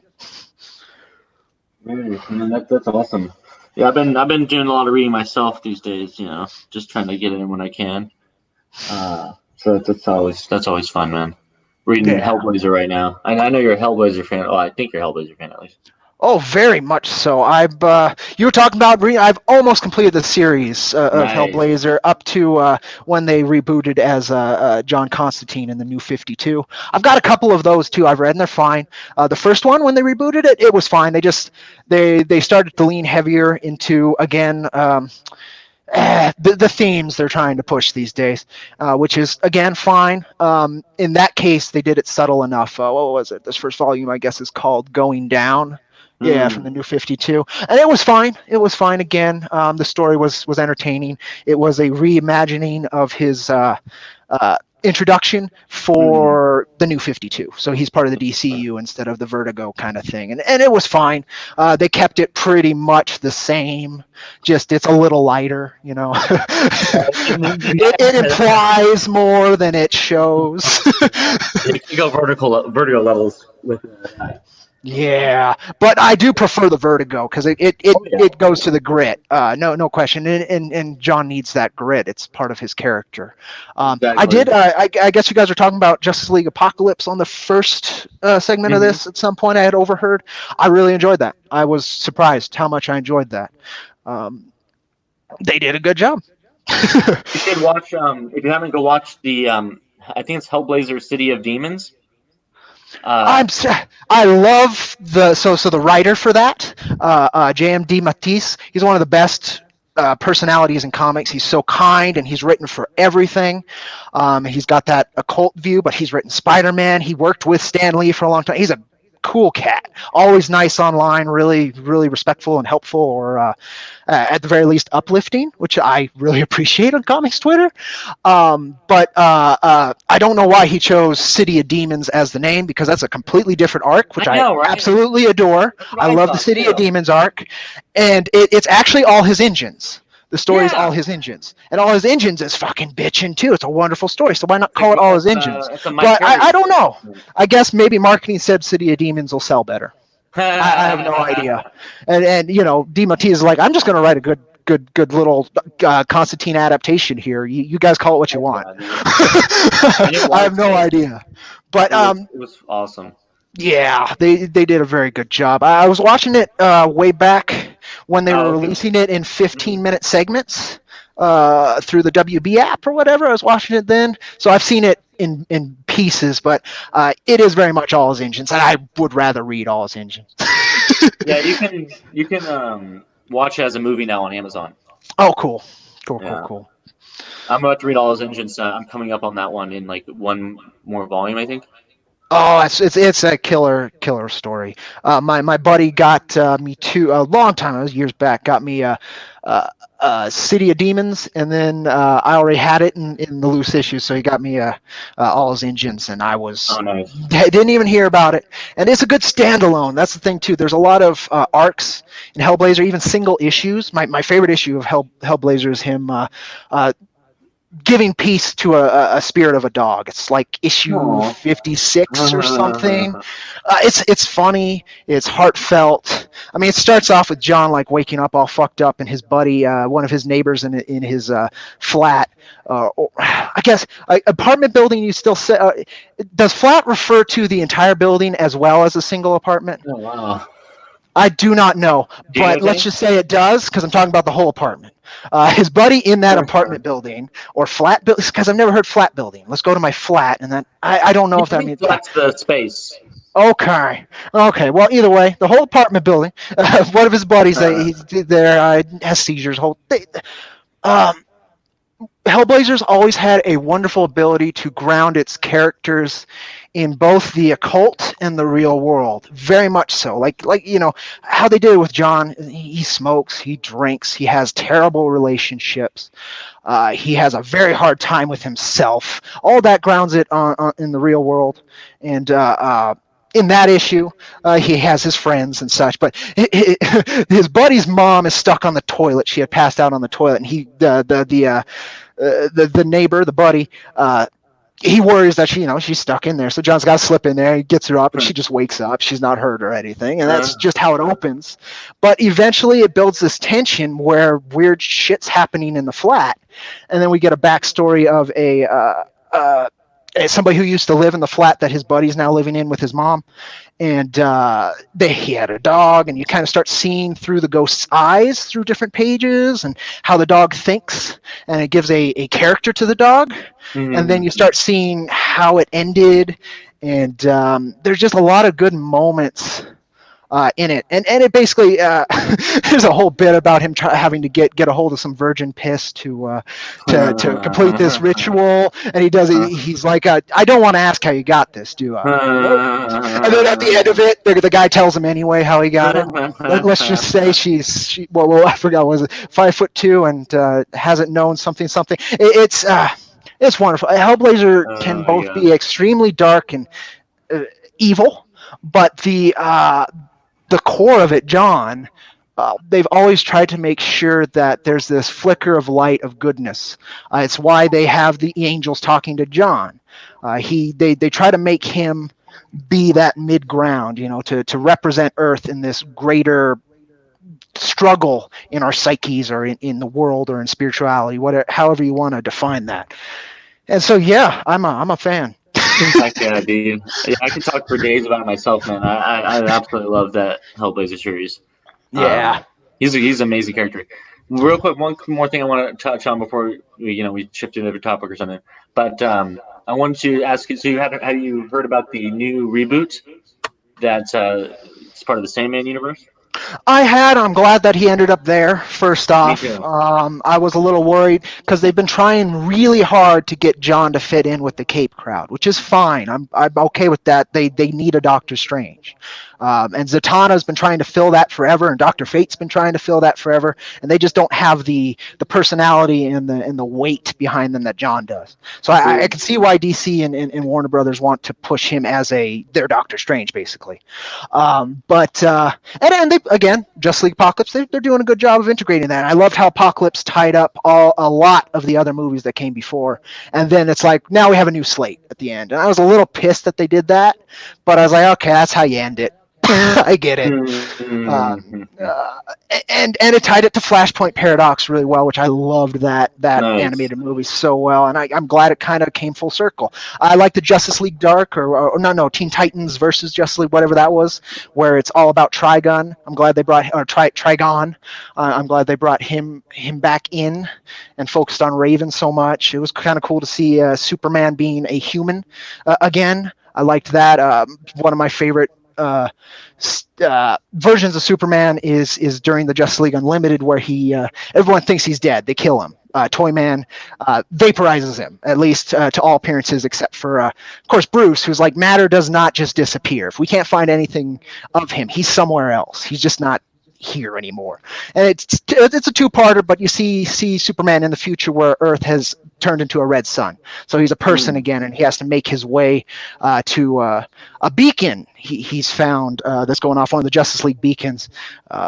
Eventually he gets there, he meets Vandal Savage, and Vandal Savage has given up. He's the last man on Earth, and he basically destroyed Earth, so he's like, I could have escaped, but this should be my punishment. Spend eternity alone. I really fucked up. But Superman's his redemption. And Vandal Savage has always been kind of a big inspiration for Jack. He's one of the hardest core immortals that has shown up in comics. I mean, Wolverine, exceedingly hardcore. He's number one, no question. But Vandal Savage, how they have always handled his healing, it has been more gruesome. They like to blow parts of Wolverine away or light him on fire just to show the metal under him, because it's badass. Vandal Savage, they'll break him, crush him, twist him, and then he'll just break himself back into position. Even in the Justice League cartoon, he takes over a country and they drop a castle on him. And basically at the end of it, he gets a castle dropped on him, and then they just drag him out, and he starts twisting and contorting back into place. And that has always left an impression on me. It's body horror, and you don't see that at that level for kids. And of course, Jack isn't for kids, but he plays around in the space right above a children's work and right below a very heavy adult work. And so I like finding those spaces. Although I would say that the more as the series goes on, it kind of gets more mature. A little bit. This issue. It'll have some gruesome, but I really hope people like. So I was just talking about how they convey Vandal Savage's immortality. Issue 3, you'll see how I convey Jack's immortality, and it's very much more cartoony, but it's gonna be a little brutal. But most of it's not gonna be the concept's gonna be brutal, but how Maxie and I are, and Steve, because it's really important. The colors are actually exceedingly important to how we portray his immortality. It has light. That's as far as I'm going to tell you is how it works. But so I think that's, it covers a lot of the gore, and it covers a lot of the other bits. So that makes it a little less adult than even Wolverine can be. But the thematics, of course, they stay heavy. This issue. We don't have I think issue 2 is heavier and darker. The very end of issue 3, we drive into hell. And so if you're used to like Warhammer 40K's Chaos Space Marine Worlds or anything in the Eye of Terror, but with a corporate like smile, everyone be happy kind of veneer over it, you'll get an idea where we're heading. And so that's also kind of adult, but 40K was made for teens. So they just don't cuss. And they don't talk about the sexuality bit of Slanesh and such. It's implied. And that's kind of what I do with Jack, too. But wasn't that weird? What? For example, The Walking Dead, they can show you the most gruesome things in the world, but they can't say fuck. Yeah. And it's like, what? Yeah, it's bugged the hell out of me. I think we use shit in this. But again, I haven't really written, so I've talked about the process a lot. I haven't written to the art that's come in yet. So the script changes from then. So I may or may not use cussing. I think I did in issue 2 somewhere. I feel like I did, but I've never used a hard F. I've had no reason to. Maybe like a damn or something? Yeah, I've definitely used dams and hells, of course. That's acceptable. And I don't think I've used bitch either, and that's another acceptable one. And shit became acceptable back in that South Park episode. Shit became acceptable by the FCC, but since we don't have that anymore, thank God the comic code's gone. I have no idea what the lines are for any of that. I think they're all just publisher lines, and I have had no need to push that boundary. I guess it doesn't add anything to Jack just yet. If it does add something, and absolutely I will. Same with going into to sex. So far, that hasn't added anything to Jack to what I'm trying to put forward with that specific character. But who knows in time? Down the line, I mean, hey, even Jack needs some loving, you know. Well, I mean, that's one way to go about it. What I've been toying with is the idea is that a lot of Jack's character comes from apathy. He's seen and done it all, and there's a line where he's connected to too many people to want to connect anymore. He's connected to them and they've passed and gone, and so it's or he's been evil in another life and remembers that. So it's a lot of it's a head trip. Basically, he's asexual because of what's in his head. But it's not quite that line. And there's a lot of characters who, casual sex. I'm not a person who's about that, but wouldn't mind it. But it's again, it's not a facet of Jack Iron's character currently, and there's some interesting storylines that come out of it, like an immortal living that long. How did he not have any kids? Like Ra's al Ghul has had a lot of kids. I don't know if Vandal Savage had any kids, and that's kind of closer to where I work in terms of the immortality bits. But that's a good concept to explore.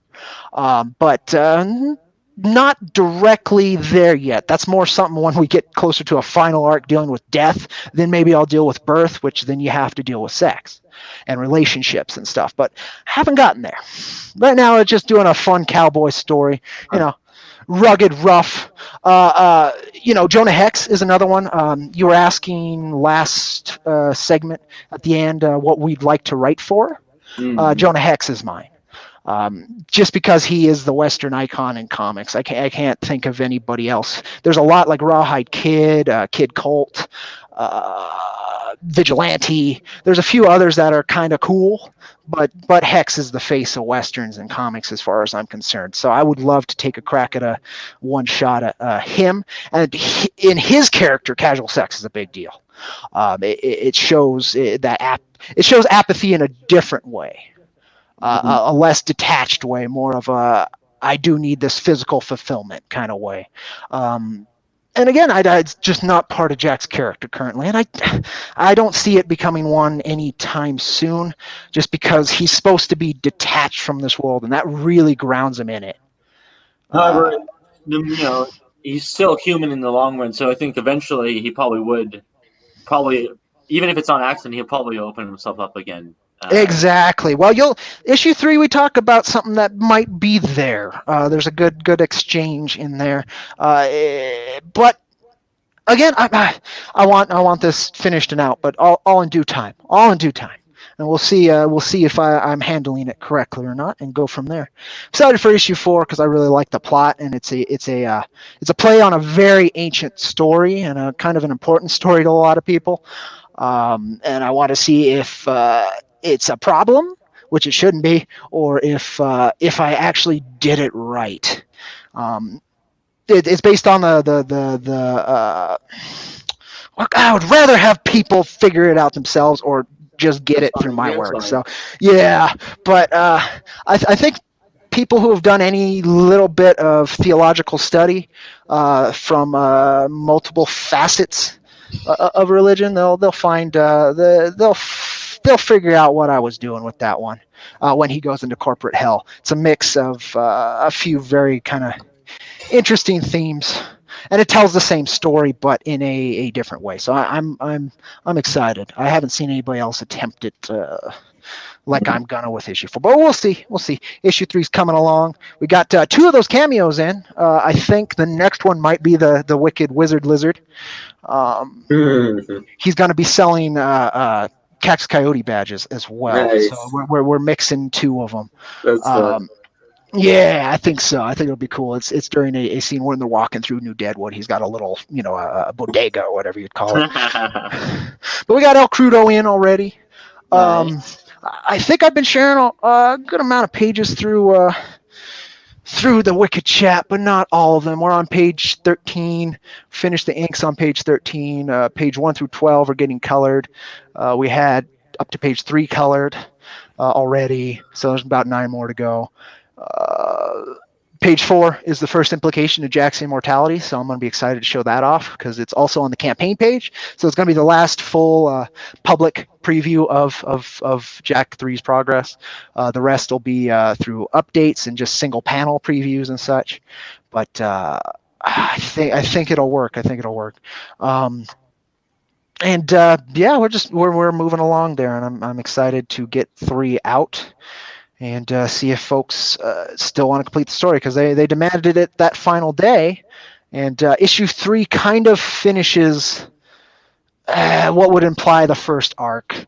It's not 100% there, it's open-ended and it leads straight into issue 4. But if it was to finish there, then it could. I don't think anybody would want that if I've done my job right. But it's there, so I'm kind of excited to see how that works too. I finished the bar plot device, the framing device, and you kind of see what I was doing there, hopefully, and. We'll see. Maxie's just knocking it out of the park with the art, though. It's really fun, and it made the issue a lot funner than I thought it was going to be. No, that's excellent, man. Yeah, well, I thought it was I'm going to be glad to hear about all those updates. Oh, really? Yeah, well, that's awesome, dude. I was so stoked. I mean, it was kind of touch and go there for a little bit at the end. We were all getting kind of nervous, question. and so. I wasn't just nervous. I was okay. Next, what am I going to do next? Push this to the end, but once it ends, what am I going to do next? And I'm glad we got the store together. That's been doing fine, and it's good for awareness. It gets a lot of passive hits, so that was if nothing else, that's great. And gives people exposure, an easy place to get to our free reads, to get to your guys' site to buy issues 1 and 2 or the figure. Did we sell out on those, by the way? Not yet. So we'll talk after. We have a few more that we have available at this time. Got it. Because somebody was asking specifically if it would last to this week. Yeah. We picked up a few I had no idea. Demand. Yeah. Okay. Cool. Very cool. So that's great to hear. I'm excited to get those in hand. Terribly excited and terribly nervous because I haven't painted for a while. So I bought a couple extra to personally practice myself and see if I can do it to a grade I would be happy to have, and if not, then I will have to pay somebody else, but still sign a non-disclosure. But I think I'm like 90% sure I can do a quite competent job. But it's been a little bit. I'm rusty. I'm nervous. So yeah, I'll be sharing the painting updates as I go. Do some test runs. Maybe look up some tips and tricks or something. Oh, absolutely. Well, I've painted a lot of miniatures before. I'm sure you're. I'm not saying definitely not. I just mean there's always more to learn and everything. Absolutely, but I definitely bought some extras just so I can practice and see where the shortcomings are before I actually get to spending 8-9 hours on one and then I'm not happy with it, and then I have to strip it, and then if it's soft plastic, which I think it is, then you could ruin the model. Anywho, it's going to require finesse, which is good. You got to practice that. Think of it as a warm-up round, Exactly. We're doing the real thing. Exactly. That was my thinking, and plus I wanted a couple for myself anyways. And freaking cool. It's freaking cool. Yeah. So besides that too, Cactus Coyote, our second title. Yeah, I was saying that Ashcan's finished, but old Dollar Coins, he's always working an angle. And there's two more pages coming in for that that he will add to the Ashcan, kind of give the pitch a little bit better, but. I'm really excited for that as well. We'll be seeing how that goes as we move forward. I think Jack number 3 is definitely the absolute focus until it is out. So even showing this and such isn't all too necessary. But I was really happy. So Stephen Cannon also works on the colors on this issue. Let me see if I can. So I'm going to share screen if you do not mind. Yeah, no, go for it, man. I think it's this one. Remember this, Firefox cannot allow permanent access to your screen. Okay. I don't need it to be permanent. Huh. I didn't have this problem with Firefox before. That's weird. What's Yeah, it the won't allow asking me. for? Yeah, it won't allow me. Remember. Still won't allow me even if it's not permanent. Let me see. Huh. Apologies, folks. A little bit of No, it's technical okay. error. Let me see. There we go. Okay. There No, we I go. got it. I got it. Yeah, I got it. It just can't save the setting. Yeah, so no, you can do that. I just got to switch over to the image once we're there. All right, cool. So this is Stephen Cannon's color on the final page of that. Can you guys see it? First off, because I can't look at StreamYard and see this. So I'm just assuming. And I've done that so many times on my own stream, started talking and showing folks stuff, and well, what are you talking about? It's black screen. Right. Anywho, I was really excited. We've had 3 versions of this image. So there's the manga version, which you guys can check out on Tapas for free. You check out the Kex Coyote manga. There's the Troy Torres, Mr. Marvel version that came out with issue 1 and 2 with the original Kex Coyote color scheme, and then there's this, which we've been working on since that campaign, and Steve really just knocked the colors out of the park, and I was really excited because it felt so different, but it's so vibrant. I love this image quite a bit, and I think it puts it closer to the tier of Jack's art.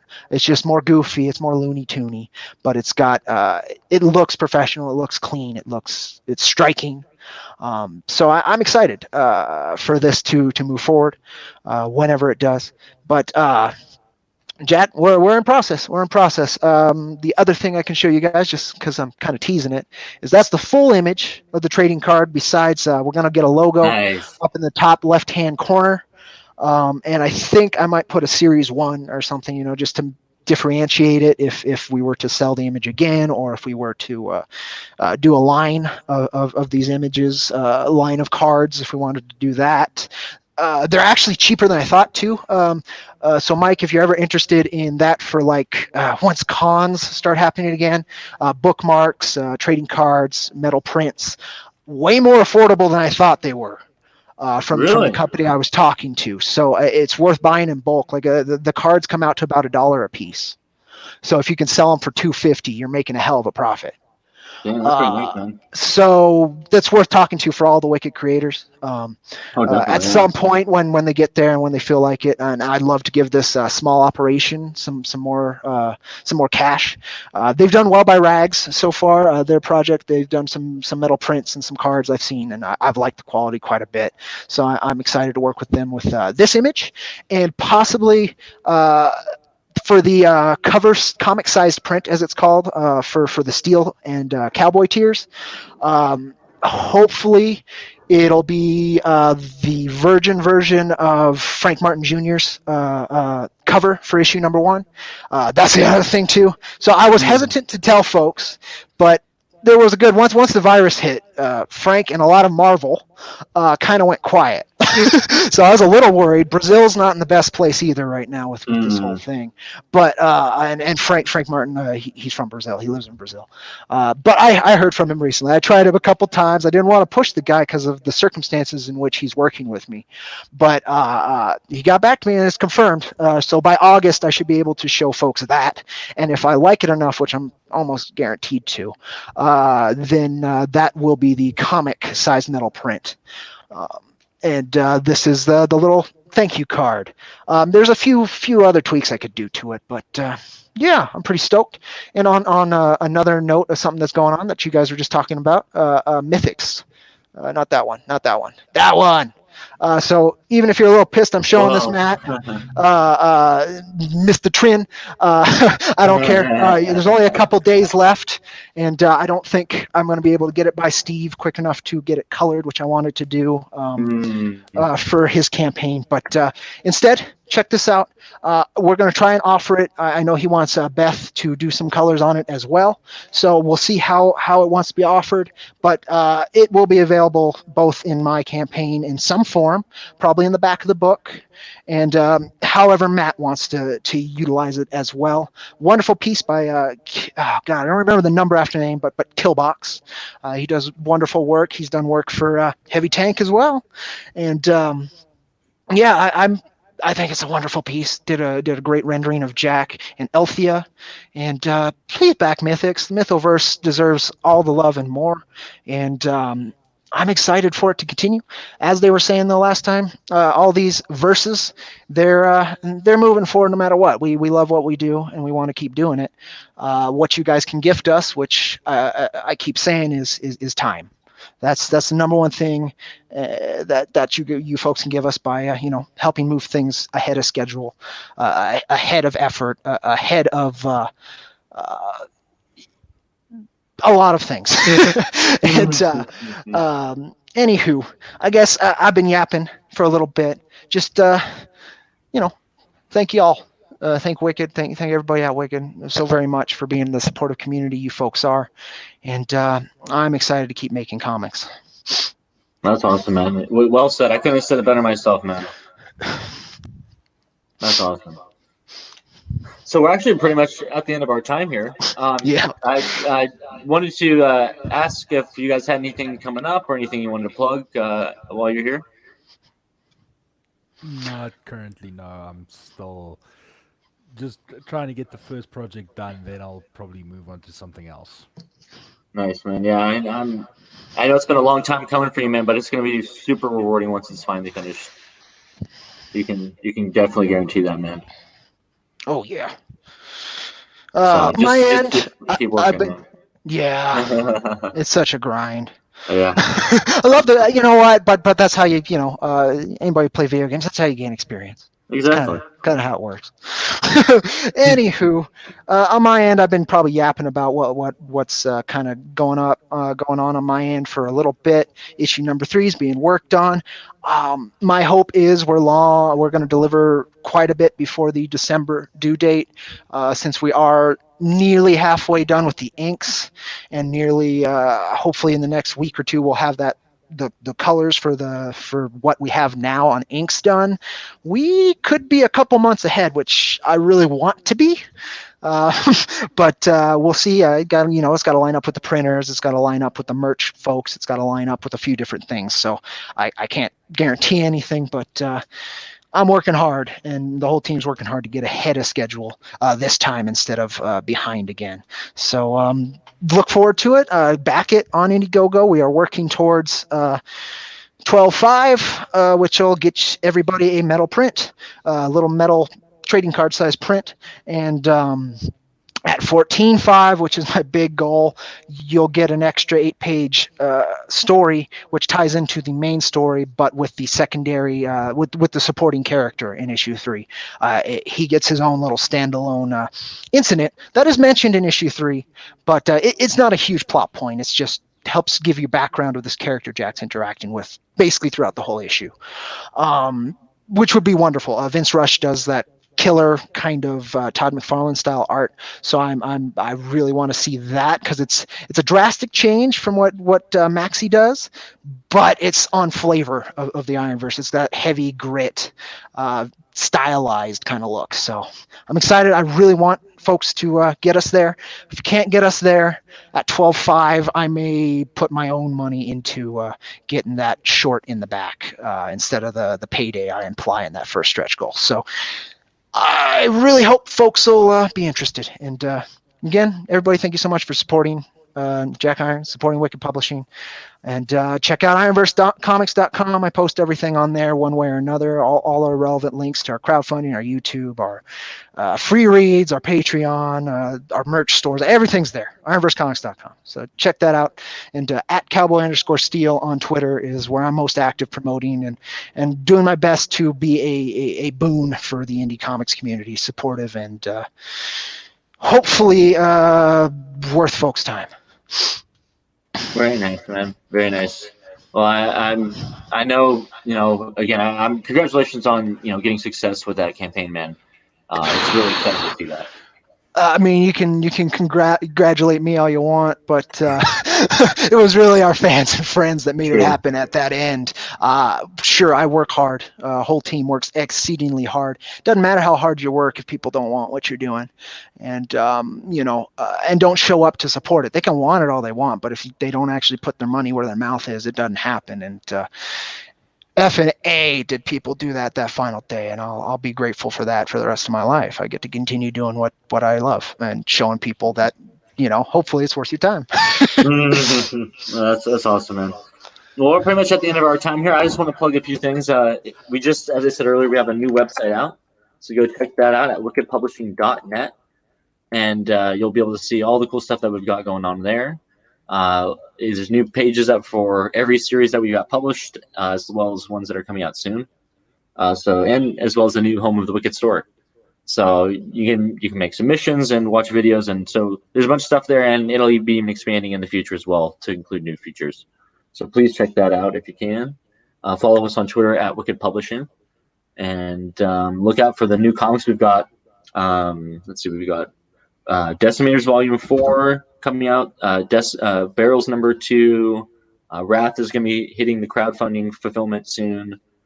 We've got Jack Irons 1 and 2 reprints, and then following that, after that, we've got Blood Ties 1 through 4. Cool. We've got Endemic and my novel, Singularity Madness. We've got Sporkman Goes Japan getting fulfilled. Yeah. Stoked. And I think I want to say, and then I think even Star Ring will be coming out around. All right. Very cool. I'm excited. There's so much new blood I want to see and get those physical copies. Yes. I've read Blood Ties digitally. I bought those. That was good. I don't think I've snagged Star Ring.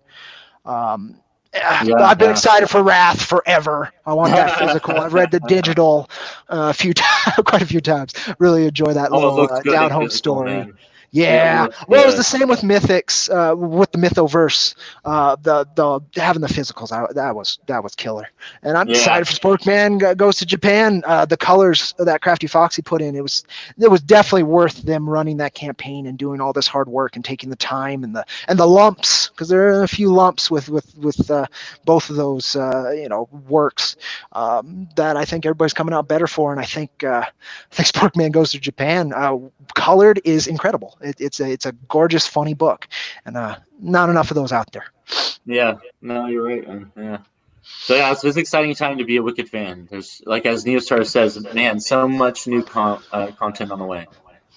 So definitely. Yeah, I haven't seen another indie publisher this scale able to put out that much content and gather the creators in such a short time, which of course could be a very deficit thing, but in this case, so far it's been handled extremely well, and I'm excited to see the future of it. I'm a big fan. Well, we appreciate that, and it's only up from here, man. It's only going to get bigger and better. That's exactly. We got distribution maybe coming in a little while. We'll see how that goes. We got on my end, I know we're going over time. Apologies, folks, but this is kind of cool too. We got a lot of store interest with the Jack 3 campaign, and so there's been a few stores I've been talking to directly, and a couple of them even went back to Patreon. So stores right now, the ones that are surviving, are looking for alternative sources rather than the big guys, because they saw what the big guys will do. So I'm excited. Again, it's an exciting time. So with that alternate distribution, and with a lot of comic shops looking at what they've been doing and seeing that it doesn't weather, not much weathers this, but that it certainly doesn't weather this, and that now's I guess since it's kind of funny, the Chinese, the same word for crisis and opportunity, and a lot of people are trying to turn into an opportunity. Our campaign wasn't, it started before this, and our fans and friends turned it into opportunity. I'm again excited. It's a hard time, but hard times come with good ideas a lot of the time. It gets people out of their boxes. It gets people thinking differently, and those are the kind of people and kind of things that make indie comics grow. Yeah, no, you're right, man, and it's just gonna be exciting to see where we all go from throughout this year and beyond. Yeah, our property. So I think cons will either be super tiny right after this, or they'll be massive. I'm very interested in that. My thoughts: there's gonna be they'll try and make them smaller just for safety reasons, but I think people are gonna be hungry. That's my thinking with concerts and a lot of those, parties, anything where there's a mass gathering. I think there's going to be a lot of people who are like you said, hungry, thirsty. They need that communal gathering again. I mean, I couldn't imagine. Thank goodness I wasn't a kid. I guess me, I would have been okay. I like hanging out in my room, just being by myself. But a lot of other people, those social teens, those people, it's got to be a nightmare. God, yeah, Gotta I know, be right? a They must be nightmare for losing 2 their damn months. minds. Yeah, it's got to be. I mean, a lot of people just pivot to video games, watching. So that's fine. Right, But right, some right. people, just not who they are. And so Right. I'm hoping everybody's taking care of themselves right now. That's the most important thing. Definitely. Oh, Mentally is a big one right now. Make sure you're doing anything you can to make yourself feel good. Take some time for Not in a yourself. bad, not like self-fulfillment way, but don't get lost in the darkness that's being consistently put out there right now. I would recommend make sure to take some time for yourself to do something you enjoy, and Yep. 2, don't hesitate to reach out to people if you're feeling lonely or if you're feeling like you need help, because there's a lot of people on the community or just people in your own life, and just try not to don't just go through struggling it all on your own, because there's people out there who can help you and talk to you and stuff. Exactly. Yeah, that'd be my recommendation for this time, because it'll be a lot when you're isolating all on your own. Oh yeah, even me, I'm a hermit for all sense and purpose, and even I would see my friends once in a while and go hang out, go have a beer, exactly. something, go see a movie, but and I don't have that. Like my I can't imagine birthdays, the graduations, all those celebrations. It would have been a hard time for me if I was at that point. But right now, again, thank you all for helping me make comics right now. Hell yeah, that's what we're here. And that's another thing. We're not going to stop. We're like the post office. It's rain or shine, and we deliver. So we're still putting out books. We're getting books printed. We're going to be fulfilling campaigns, signing new creators, and we're going to be working on planning out ways to move forward with the new initiatives that we can make work at this time. So trust us, we got plans in the works and big plans for later down the line, and we're still going to make sure this Wikid ship keeps on sailing. All right. And you folks, of course, check out wikidpublishing.net. Wonderful new website. You can see if any series are up your alley. And most of them, pretty much all of them that are released, I believe, are still $1 digital. Yep. So that's a great entry point, in that dollar, instead of just getting swallowed up into the corporate machine. Goes to the creators and goes to the creators, because Wikid Publishing does create. It goes to supporting a grassroots movement, which is very much needed these days, unless you folks really are enjoying what's getting regurgitated out these days, which more power to you. And in addition to 99 cents digitals, we also have every physical comic is 20% off still as well. Oh, look at that. Look at that. So savings all around. Well, I think that about wraps it up for us. As you said, we went a little bit over our time today, but that's fine. Can you let us know where people can follow you guys online so they can check out your stuff? You can follow me on Twitter at HeavyTankZA. Just be careful for the shit posting. Right, because it is very strong. And on my end, again, ironversecomics.com, all the relevant links, including a link to the Wikid website. And, Cowboy_Steel. I'm happy to talk to about 98% of you. And that other 2%, I'll listen. Might not talk back, but I'll listen. Oh, that's awesome. And, of course, you can follow us on Twitter at Wikid Publishing. Check out you're obviously watching this on YouTube, so please give us a like or subscribe if you haven't already. We very much appreciate that. And that about wraps it up. The only thing I'll want to mention is tomorrow we have a live stream for Mythics at 1:30 p.m. Pacific time, and another Mythics live stream on Monday at 5 p.m. Pacific time. So come check it out. The festivities, we'll be chatting it and promoting the comic, and hopefully we get this thing done this weekend, man. I think it's doable. I really do. But it's gonna take a rally. It's gonna take some effort, and looks like the Mythoverse is up for it. You guys are up for it, and I'm excited to see it happen. Hell yeah, let's make it happen. All right, guys. Well, that's been us. We'll see you next time, guys. Take care.